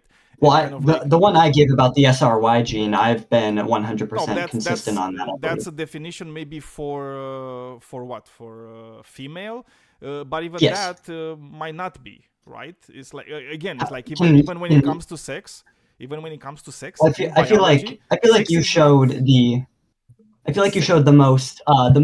greatest possible counter to my definition, and to use I think Amender's language, what I'm saying is that like even like in biology, it's like sex is not that clear cut, right? Like even it's like you're talking to biologists, and they're gonna tell you like even sex is bimodal. Yeah, like even sex shows bimodal characteristics. I would say sex is phenotypically bimodal. But I'd base it off genotype because that's not because I would say genotype is more cut and dry than phenotype. That's fine if you do that, but I don't think the average biologist is stating that biological sex is like this one thing, right? I mean, like there are some people will say it's the presence of the Y gene, like the Y chromosome, whatever. Some people will say that like it's the production of small and large gametes is what matters. Some people will say it's functioning reproductive systems that matter. Yeah, the reason I'll look at those definitions right now and explain why I think they don't really work. Let's use the large gamete one, something that produces large gametes as the definition for female. I don't think it would work because if we look at the earliest stages. Based on genotype, like what you're talking about, like there are numerous instances where genotype it gets really confusing, even to experts. Because it goes into gene determinism, and that's not actually a factor that's like 100% reliable, right? Because as I'm saying, like we are just like pieces of like chemical reactions happening. Right? There's a reason I said functioning SRY gene. Yeah, but again, it's like you might have an SRY gene that's not functional, so it's like, what does that mean? Yeah, so. Yeah, someone who has an SRY gene that's not functional would fail to meet my definition. No, but that would make them a female instantly, or it's like no, it would make if you have a non-functional SRY gene, that would make you female. Well, the question I would have is, I mean, can I share something real quick? Your biology. I wanted to pull up specifically a person that has. Complete androgen insensitivity syndrome. And is everybody here over 18? Like, okay, so I'm just going to share this very quickly, and this is entirely designed. There will be nudity, so if you don't want to watch the stream, do not do that. Watch it. That's a bad idea. It is entirely for educational purposes, and it is not designed for anything like that. Anyway, so if you observe right here, is a photograph of an XY individual, as in genotypically they would be male, with CAIS in. No, it's a complete androgen insensitivity syndrome, meaning they possess boobs and vagina. Despite having XY, she has had no feminizing surgery, and her breasts have developed spontaneously in the presence of estradiol derived from testosterone. In this case, there would be internal testes, though, correct? No. They have complete androgen insensitivity syndrome, meaning their genitals resemble exactly female. All right. Can you send me this can you send the link in the side chat so I can examine this more closely? Yeah, it is called Brain Gender by Melissa Hines. It is an entire book. This is specifically page 51 in the PDF. Real quick, like, when we talk about like the SRY gene, I just feel like, when we're making categorizations off of biology, I don't really understand the obsession to try and make it into a binary, right? Because the realities of nature are not binary. Now, you can find binaries if you want to. For example, you could say like the production of small and large gametes could be a binary. The presence or the absence of an SRY gene could be a binary. But the way that actually manifests in someone's biology and reproductive capabilities, which is the main reason why we categorize sex in the first place, the reality of that is that neither of those things actually do tell us very much about the plurality of people, right? For example, that you might say that someone with an SRY gene is male, but then we know. Gene, yeah. So like you might say that. Is it functioning in Swire syndrome or is it not functioning? I don't know. In Swire syndrome, it's not functioning. It's malfunctioning. It means that you are resistant to I believe the hormones that make you, because around that's 6 androgen weeks you get the hormone. Yeah. You're around That's 6 weeks you get the hormones to become like either a male or a female. Everyone starts out as a female, and around 4 to 6 weeks you get a hormone that decides whether you're a female or male. Oh yeah, Amender. So the question I have is, and individuals with complete androgen insensitivity syndrome do in fact have internal testes. So similar to the previous case where I said that yes, it was. But I mean, if we observe somebody like that, would we really say that those people, they are not women? I guess like you're forcing the binary where even through intersex conditions, it's not as simple as a binary. It is bimodal. You also seem to agree that it is as well bimodal. Given the fact that there exists such significant changes of intersex characteristics, is it fair to say that it is possible that there is your male typical or female typical brains, which can go in one direction or another, which could result in somebody feeling internally that they are separate from that of their external genitalia? I think that's possible, but I don't think the current studies are sufficient enough to show that. So here's a question I have. Oh yeah, go. Okay, so I have a series of questions. The first one I would like to say, okay, on language, do you believe it is descriptive or prescriptive? Descriptive. Well, I'm asking Home Dog. I don't know their name. Salamander? Me? Salamander. Me. I think language can probably be descriptive and prescriptive depending on the case. But I'm pretty sure. Okay, so which one do you lean towards? I want to make sure I have an accurate reading of these terms. Focus on.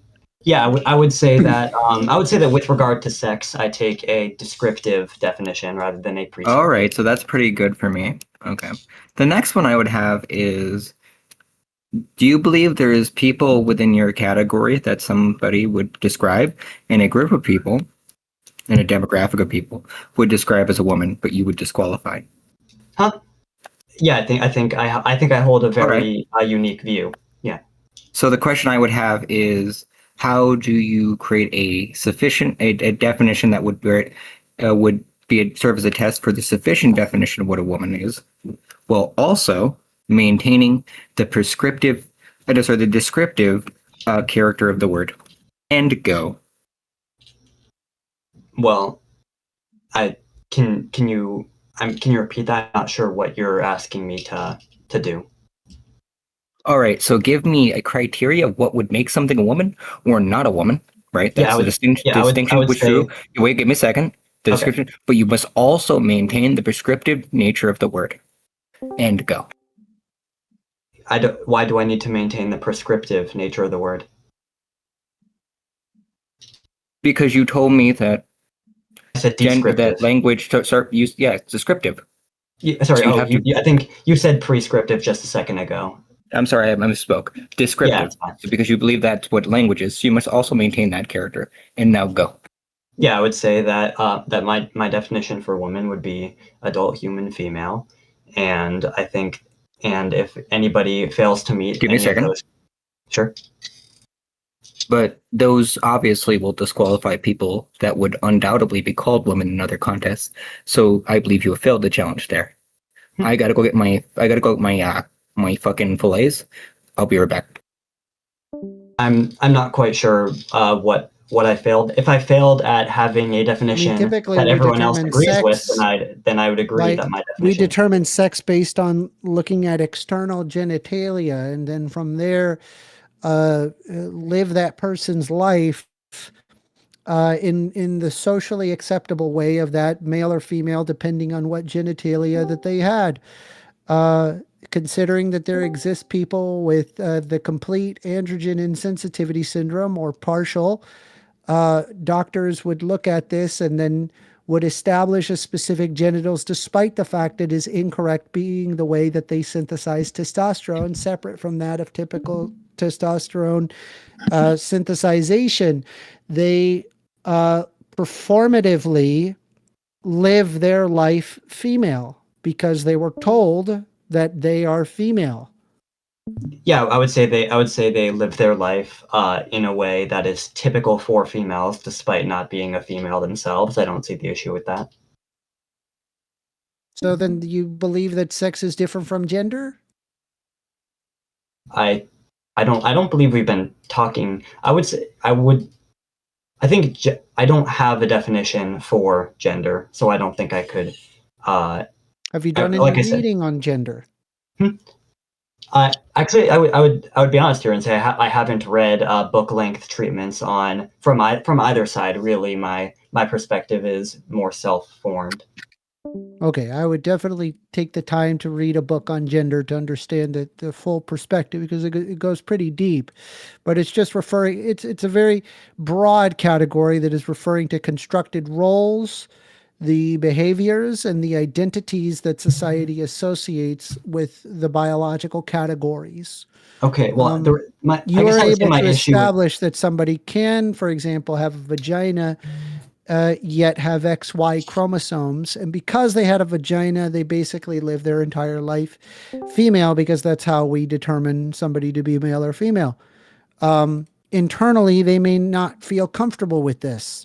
There's numerous different things that cause changes in the behavior or how somebody might want to perform. Right? I would say about that whole idea is somebody can live in a feminine way and not be a female themselves, and conform to society's expectations of females despite not being one. I don't. Gotcha. Well, let me ask you this, right? I'm going to post something in side chat. Mm-hmm.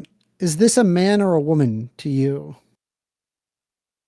I would say they look like how men typically look, but I don't know for sure. You don't know if that's a man or a woman? I don't think I can know with a lot of people. Hey, Daniel, is that a man or a woman? Kind of looks like a man. Well, okay. Let's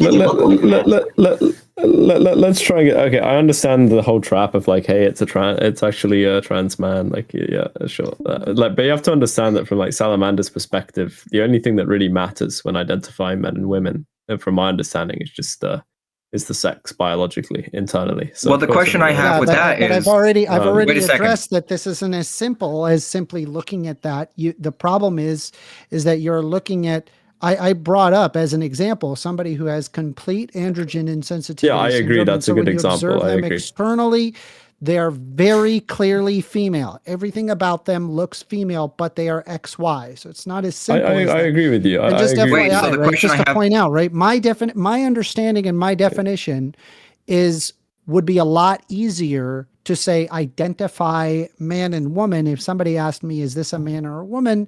I look at the performative nature of man and woman and determine whether or not that's that the they way are you guess. man or woman. Yeah, that's Yeah, what I would say, No, it's for not this just the way. photo. Hold on, it's This not photo, just I the would way say I guess. my It's initial the way guess would that be it's male. the way that everybody. Wait, can I operates. wait? Everybody operates. Let me just flesh out this point, wait, please. 'Cause I haven't said anything for a while. You don't have any blood. You don't have a blood machine for every person you meet. We're getting away from what I was trying to simplify the debate to give a clear pass fail, and now we're getting off the rails again. Yeah. So real quick, okay. So like, all as I'm saying to that is it depends, I suppose, on what your theory of gender identity is. But for example, if I saw someone that looks like a man, but they sincerely told me they identify as a woman, then I would say I'm incorrect in identifying them as a man. Or you know, so it's not just the way you perceive people. I think the self-identity is important.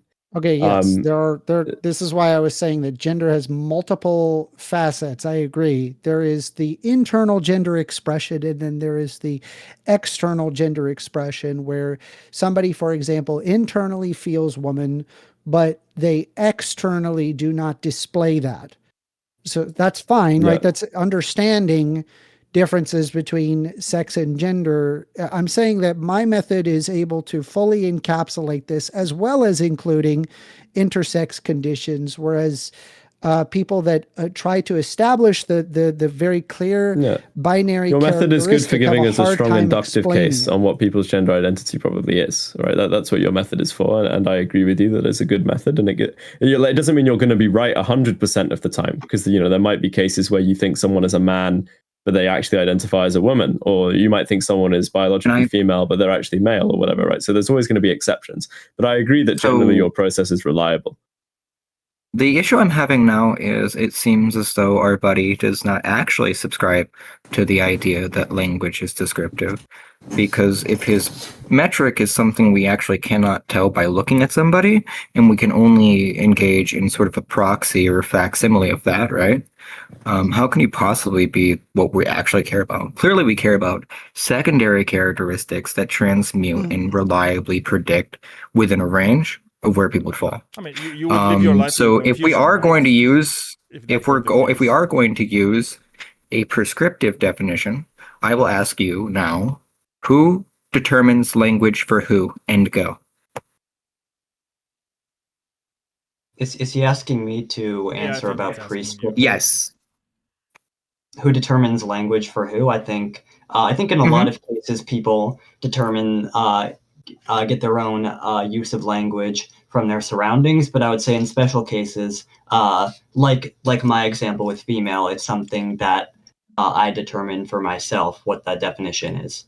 But when we're talking about language, though, the source language is clearly we clearly change language all the time, right? Like words, they keep changing, and the reason they keep changing is because maybe our understanding of the external world is changing, right? Maybe we understand things better, right? So, and because we understand it better, it's like, we actually this thing, it's not describing reality as it used to, right? It's not as reliable in describing reality, right?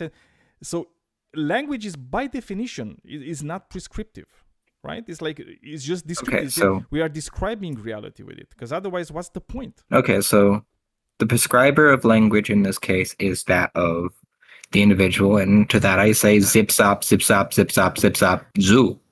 Exactly. So, I mean, language is obviously a tool of communication, and ultimately, I think the gender debate is one of equivocation, like all over the place, right? Like no one can really agree on what woman even refers to, and that's the problem, because obviously the word itself, the word itself doesn't. Sorry? I think I've addressed it. I think that's important, the idea of equivocation here, because someone might have the idea that gender is the role that we perform in every day. But if somebody performs in a role and then says that they don't identify with that role, then the person who claims that these roles are the defining metric will betray that in favor of making. And I think people make a few missteps on that. Like if someone's like, let's say someone's born female, right, and they identify as a woman, but they present themselves in a masculine way, I would take that to be a type of masculine gender expression. It's just that's like having some masculine gender expression, I don't think is enough to make you a man definitively. Right. So the issue I have is it seems as though we cannot actually offer a sufficient test that would not disqualify a whole heap of people that would be in either category. That says to me that we don't say the people are defunct. We say maybe the measuring stick is off. Well, and we find my keep trying. Shut up. Dichotomy. We find no, it is not a true dichotomy.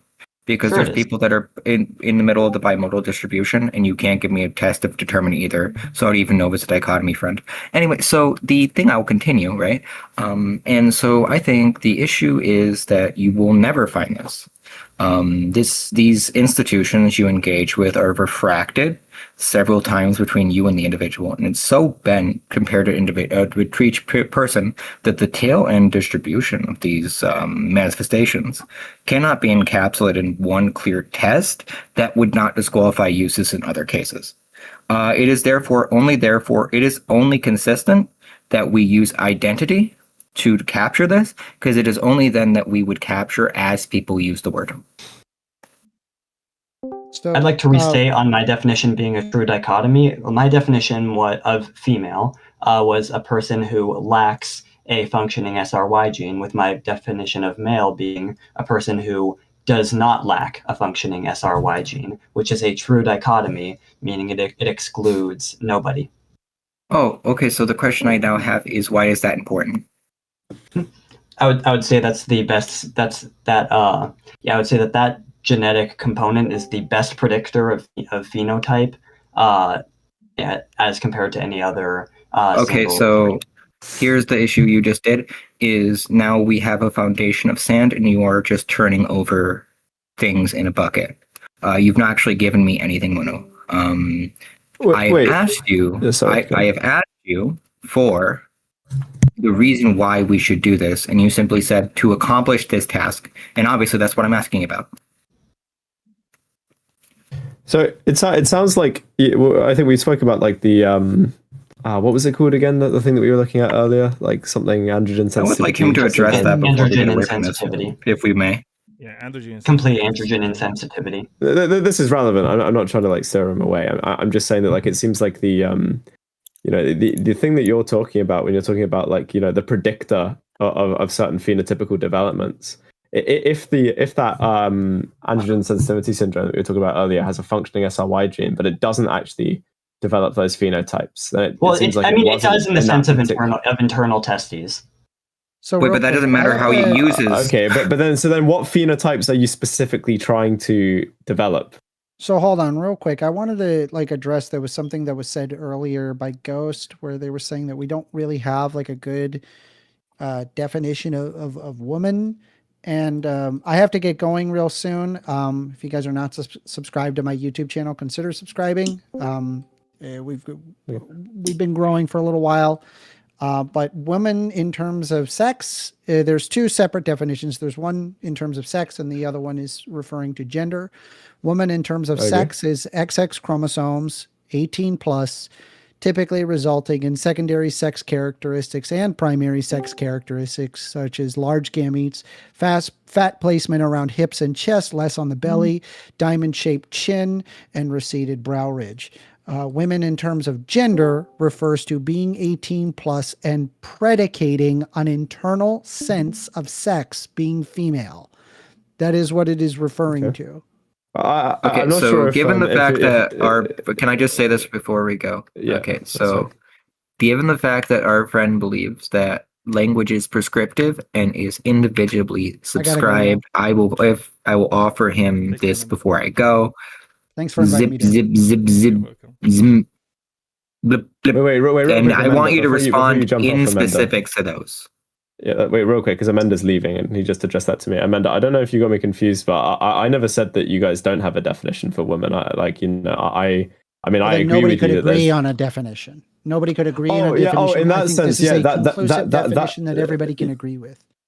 Oh, I think everybody could agree with it, but what I'm saying is that like whether we're talking about biological female or whether we're talking about the gender identity of a woman, it does seem like people on both sides do struggle to kind of articulate one definition, and they often end up describing different things. You can even see it from the side chat. My definition of woman was quite different to Daniel's definition of woman. That's not necessarily a problem. It's just that we are describing different things, and I think it's important to highlight those differences.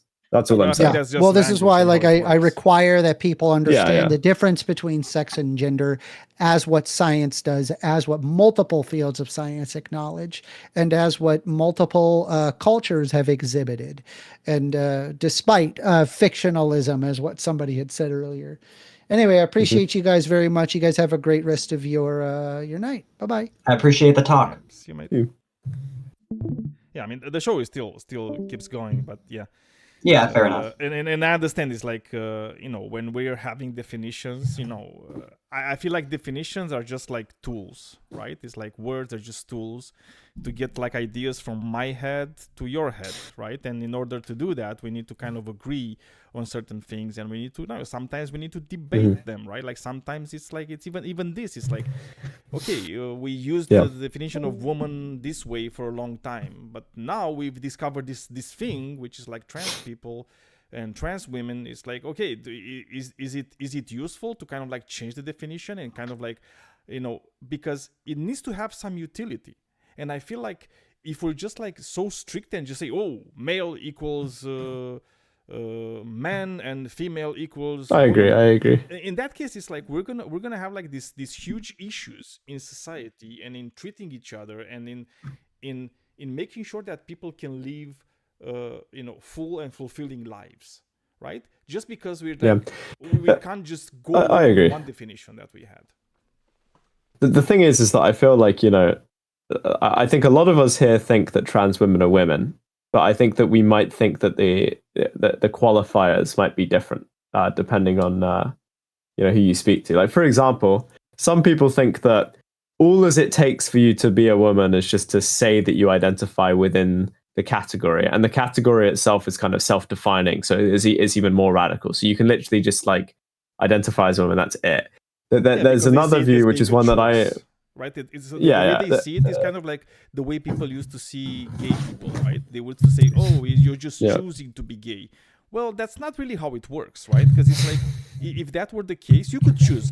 Choose it for to be a year to be gay. You can't, obviously. I mean, just like you can't. Yeah, of course, you can't choose. But it's more that it's like what we're trying to describe, right? Is that, like, for example, if let's say there's someone that identifies as a woman, but they don't actually align themselves with anything that society has determined to be feminine, right? In any way, some people would say this person is still a woman in terms of their identity. Other people might say, well, actually, the identity needs to be in conjunct with the performance of certain feminine traits, right? And these two people don't necessarily agree. One person's going to say this person is a woman.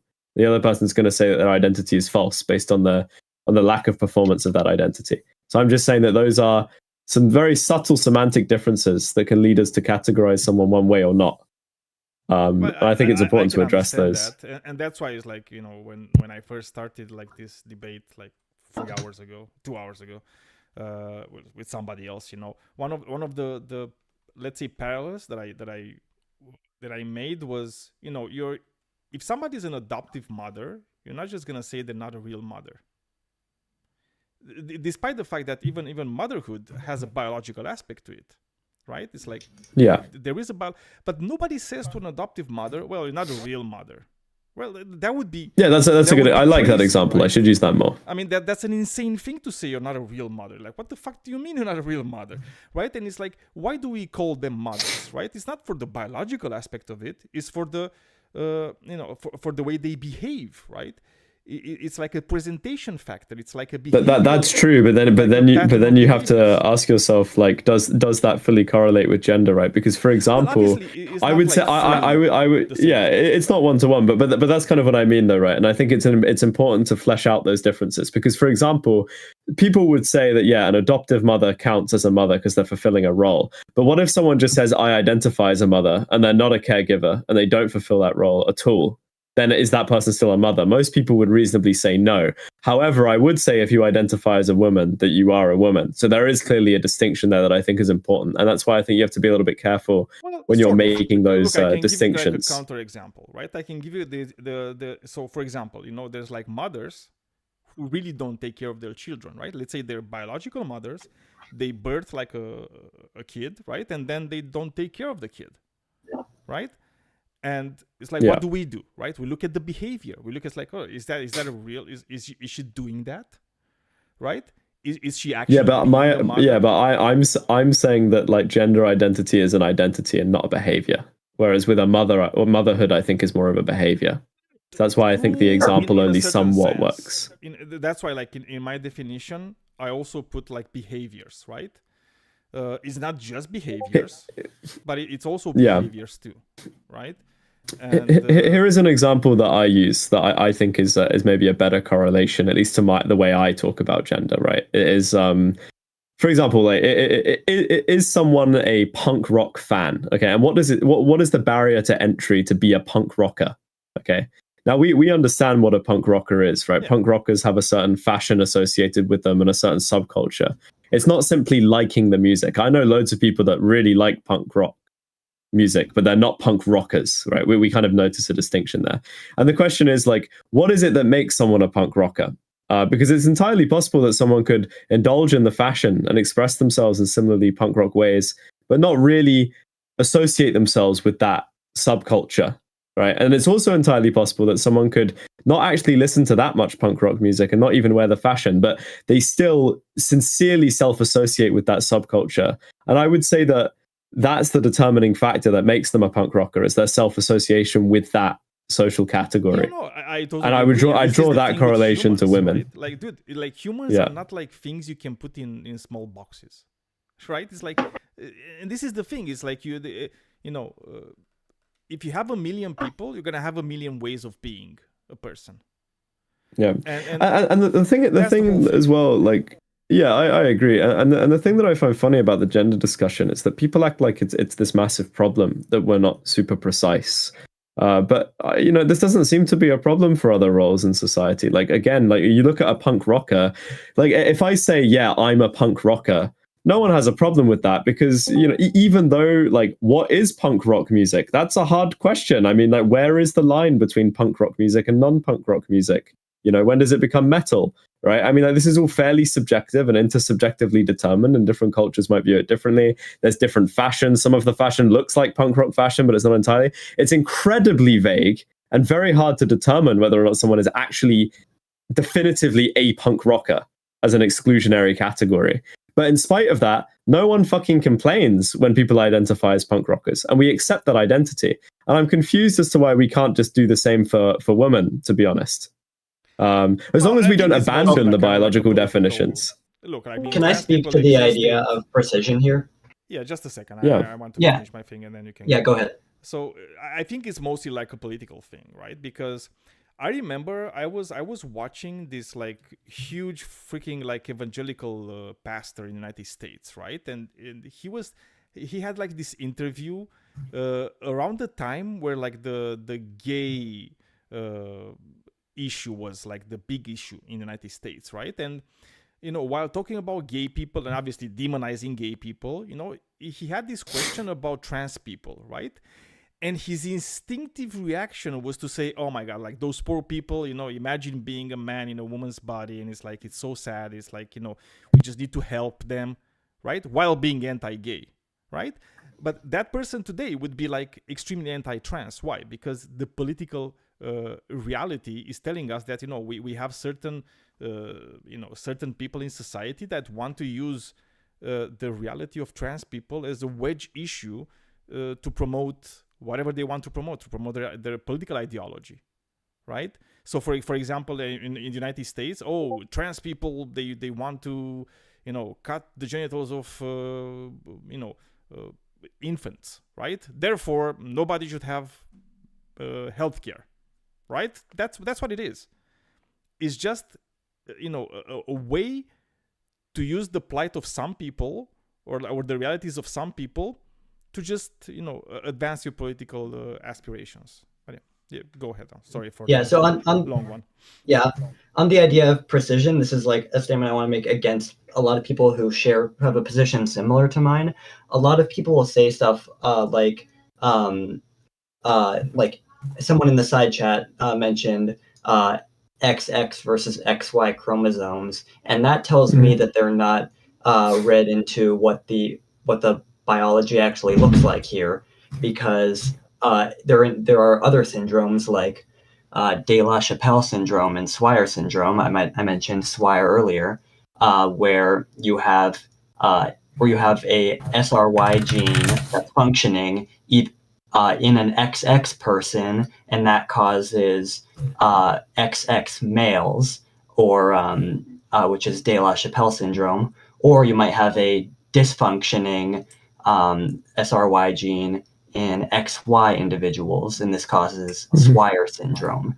And I think trans critics, I'm going to use that term, need to be more precise in their definitions, because, like you said, Ghost, people will come up with a category and then betray that category as soon as they see something unintuitive. Like someone might say XX is female and XY is male, and then when they look at one of these examples, they say, "Oh, but there are exceptions to the rule," and I find that to be just an absurd rhetorical maneuver. But you know what I mean? Happens all the time, right? I mean, it's like we and I know this has been used like a lot, but if you're asking somebody to give like a definition of a chair, and again, I know it's been used like a lot, right? This idea, but I think it is true, right? Even if it has been used a lot, it's very hard to give like a definition that is so precise that it encompasses every situation of something that can be considered a chair.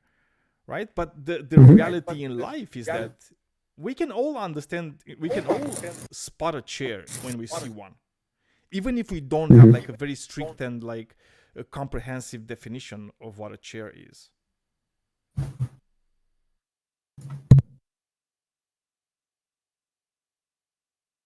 If I could give an attempt at a precise definition of a chair, I would say seat with a backrest.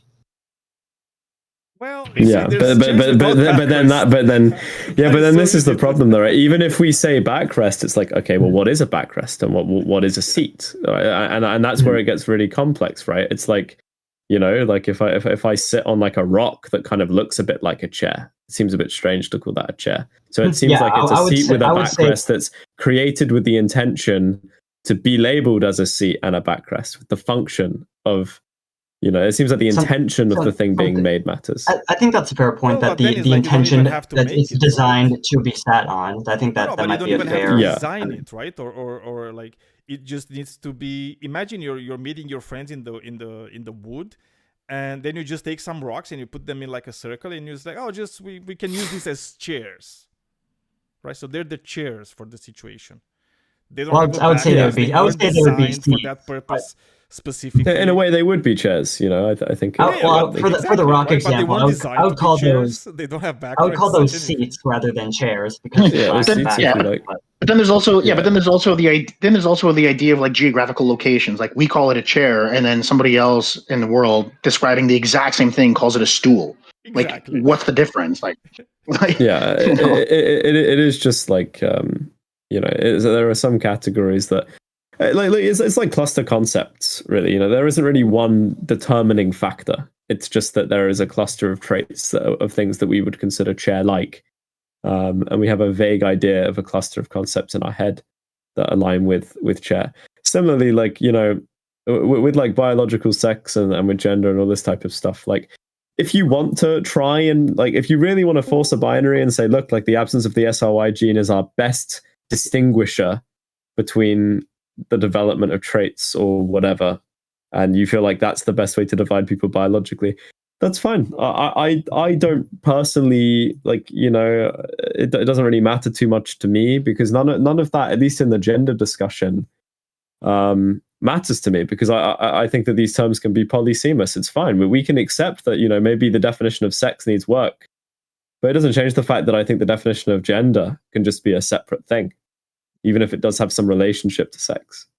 It's kind of like for me, what's important is like how do we behave with with each other, and I think it's like the utility in society, and it's probably the most important thing. Yeah, at least for me, right? It's like that's it. It's like what I agree, but then it's also important to recognize though that like when we look at like if we were to say is a transgender woman a woman, should we call them a woman? It is really the question.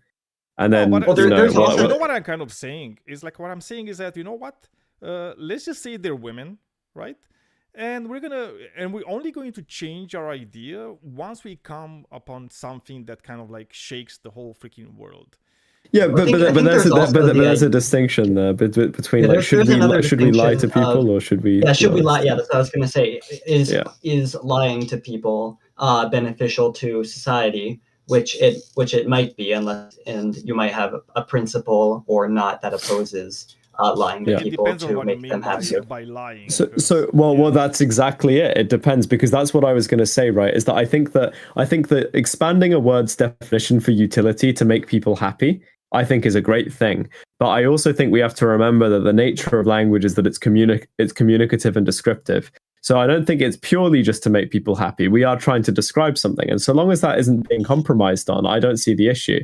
And the reality is that, when we call transgender women women, it's vague, but that's fine. We have tons of vague words. But the point is that we're not delusional about what we're describing. Like if I defined a woman as like an SRY gene absentee or whatever the fuck, right?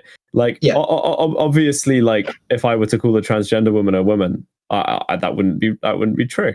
But that's not what I mean by woman when I say woman in that context. So I just don't really see the issue. I agree. I agree with that, and also like I don't think it's like saying that let's just all agree that trans men are women, and we're gonna look further into it. I don't think it's lying necessarily. So yeah. Yeah, we're not lying because we're not saying that there's anything different about their biology. We're not making claims about anything to do with their biology. We're talking about their social self-associations. Yeah. Well, when I refer to someone as a man or a woman, I'm making a biological statement. But you guys might not be, and I think there's problems. Well, you're not though, are you? You're literally real not. Quick. Real quick. Sometimes you are. Sometimes you might not be. But that's why I'm saying the equivocation is important, right? Like you might only use the words man and woman to refer to biology, and I guess that's fine if you want to do that. But the mistake that you're going to make is when a transgender woman comes along and she's like, oh, I'm a woman and blah blah blah, and you're like, no, you're not a woman. Now you're committing an equivocation fallacy because you know that she's not operating under the same definition as you. So you have to agree on terms.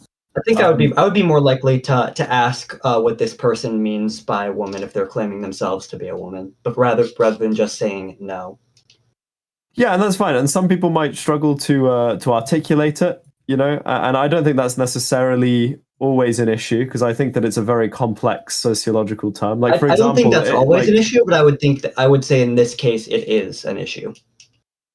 It could be, but it's kind of like if someone says like I'm a punk rocker. Right, and then you ask them, "Oh, what do you mean by that?" And they can't really nail it down because it's quite a broad social category. I don't think that this gives us good reason to say this person just isn't a punk rocker. I think they clearly have a good sort of intuition about the type of sort of social category that punk rock is, enough so to self-associate with it. And like maybe it could be a problem if they can't articulate it at all. But it seems more likely that they're just on the spot and it's a bit difficult to articulate. Well, I don't. Sorry, I guess I wouldn't say it's an issue on the spot. I would say if they could not with an amount of time find a definition that matches their claim, then that's problematic. I think that's problematic intellectually, but it's not problematic in terms of like the reality of their identity, right? Like for example, I might say that a woman is a gender identity relating to behavioral, cultural, psychological traits that we associate with being female, right? And I might have this as a very concise definition of woman, maybe not all encompassing, but like it communicates the idea. Now, maybe a trans woman doesn't have this idea in their head, but so long as they're doing the thing which I just defined, right, which is the self-association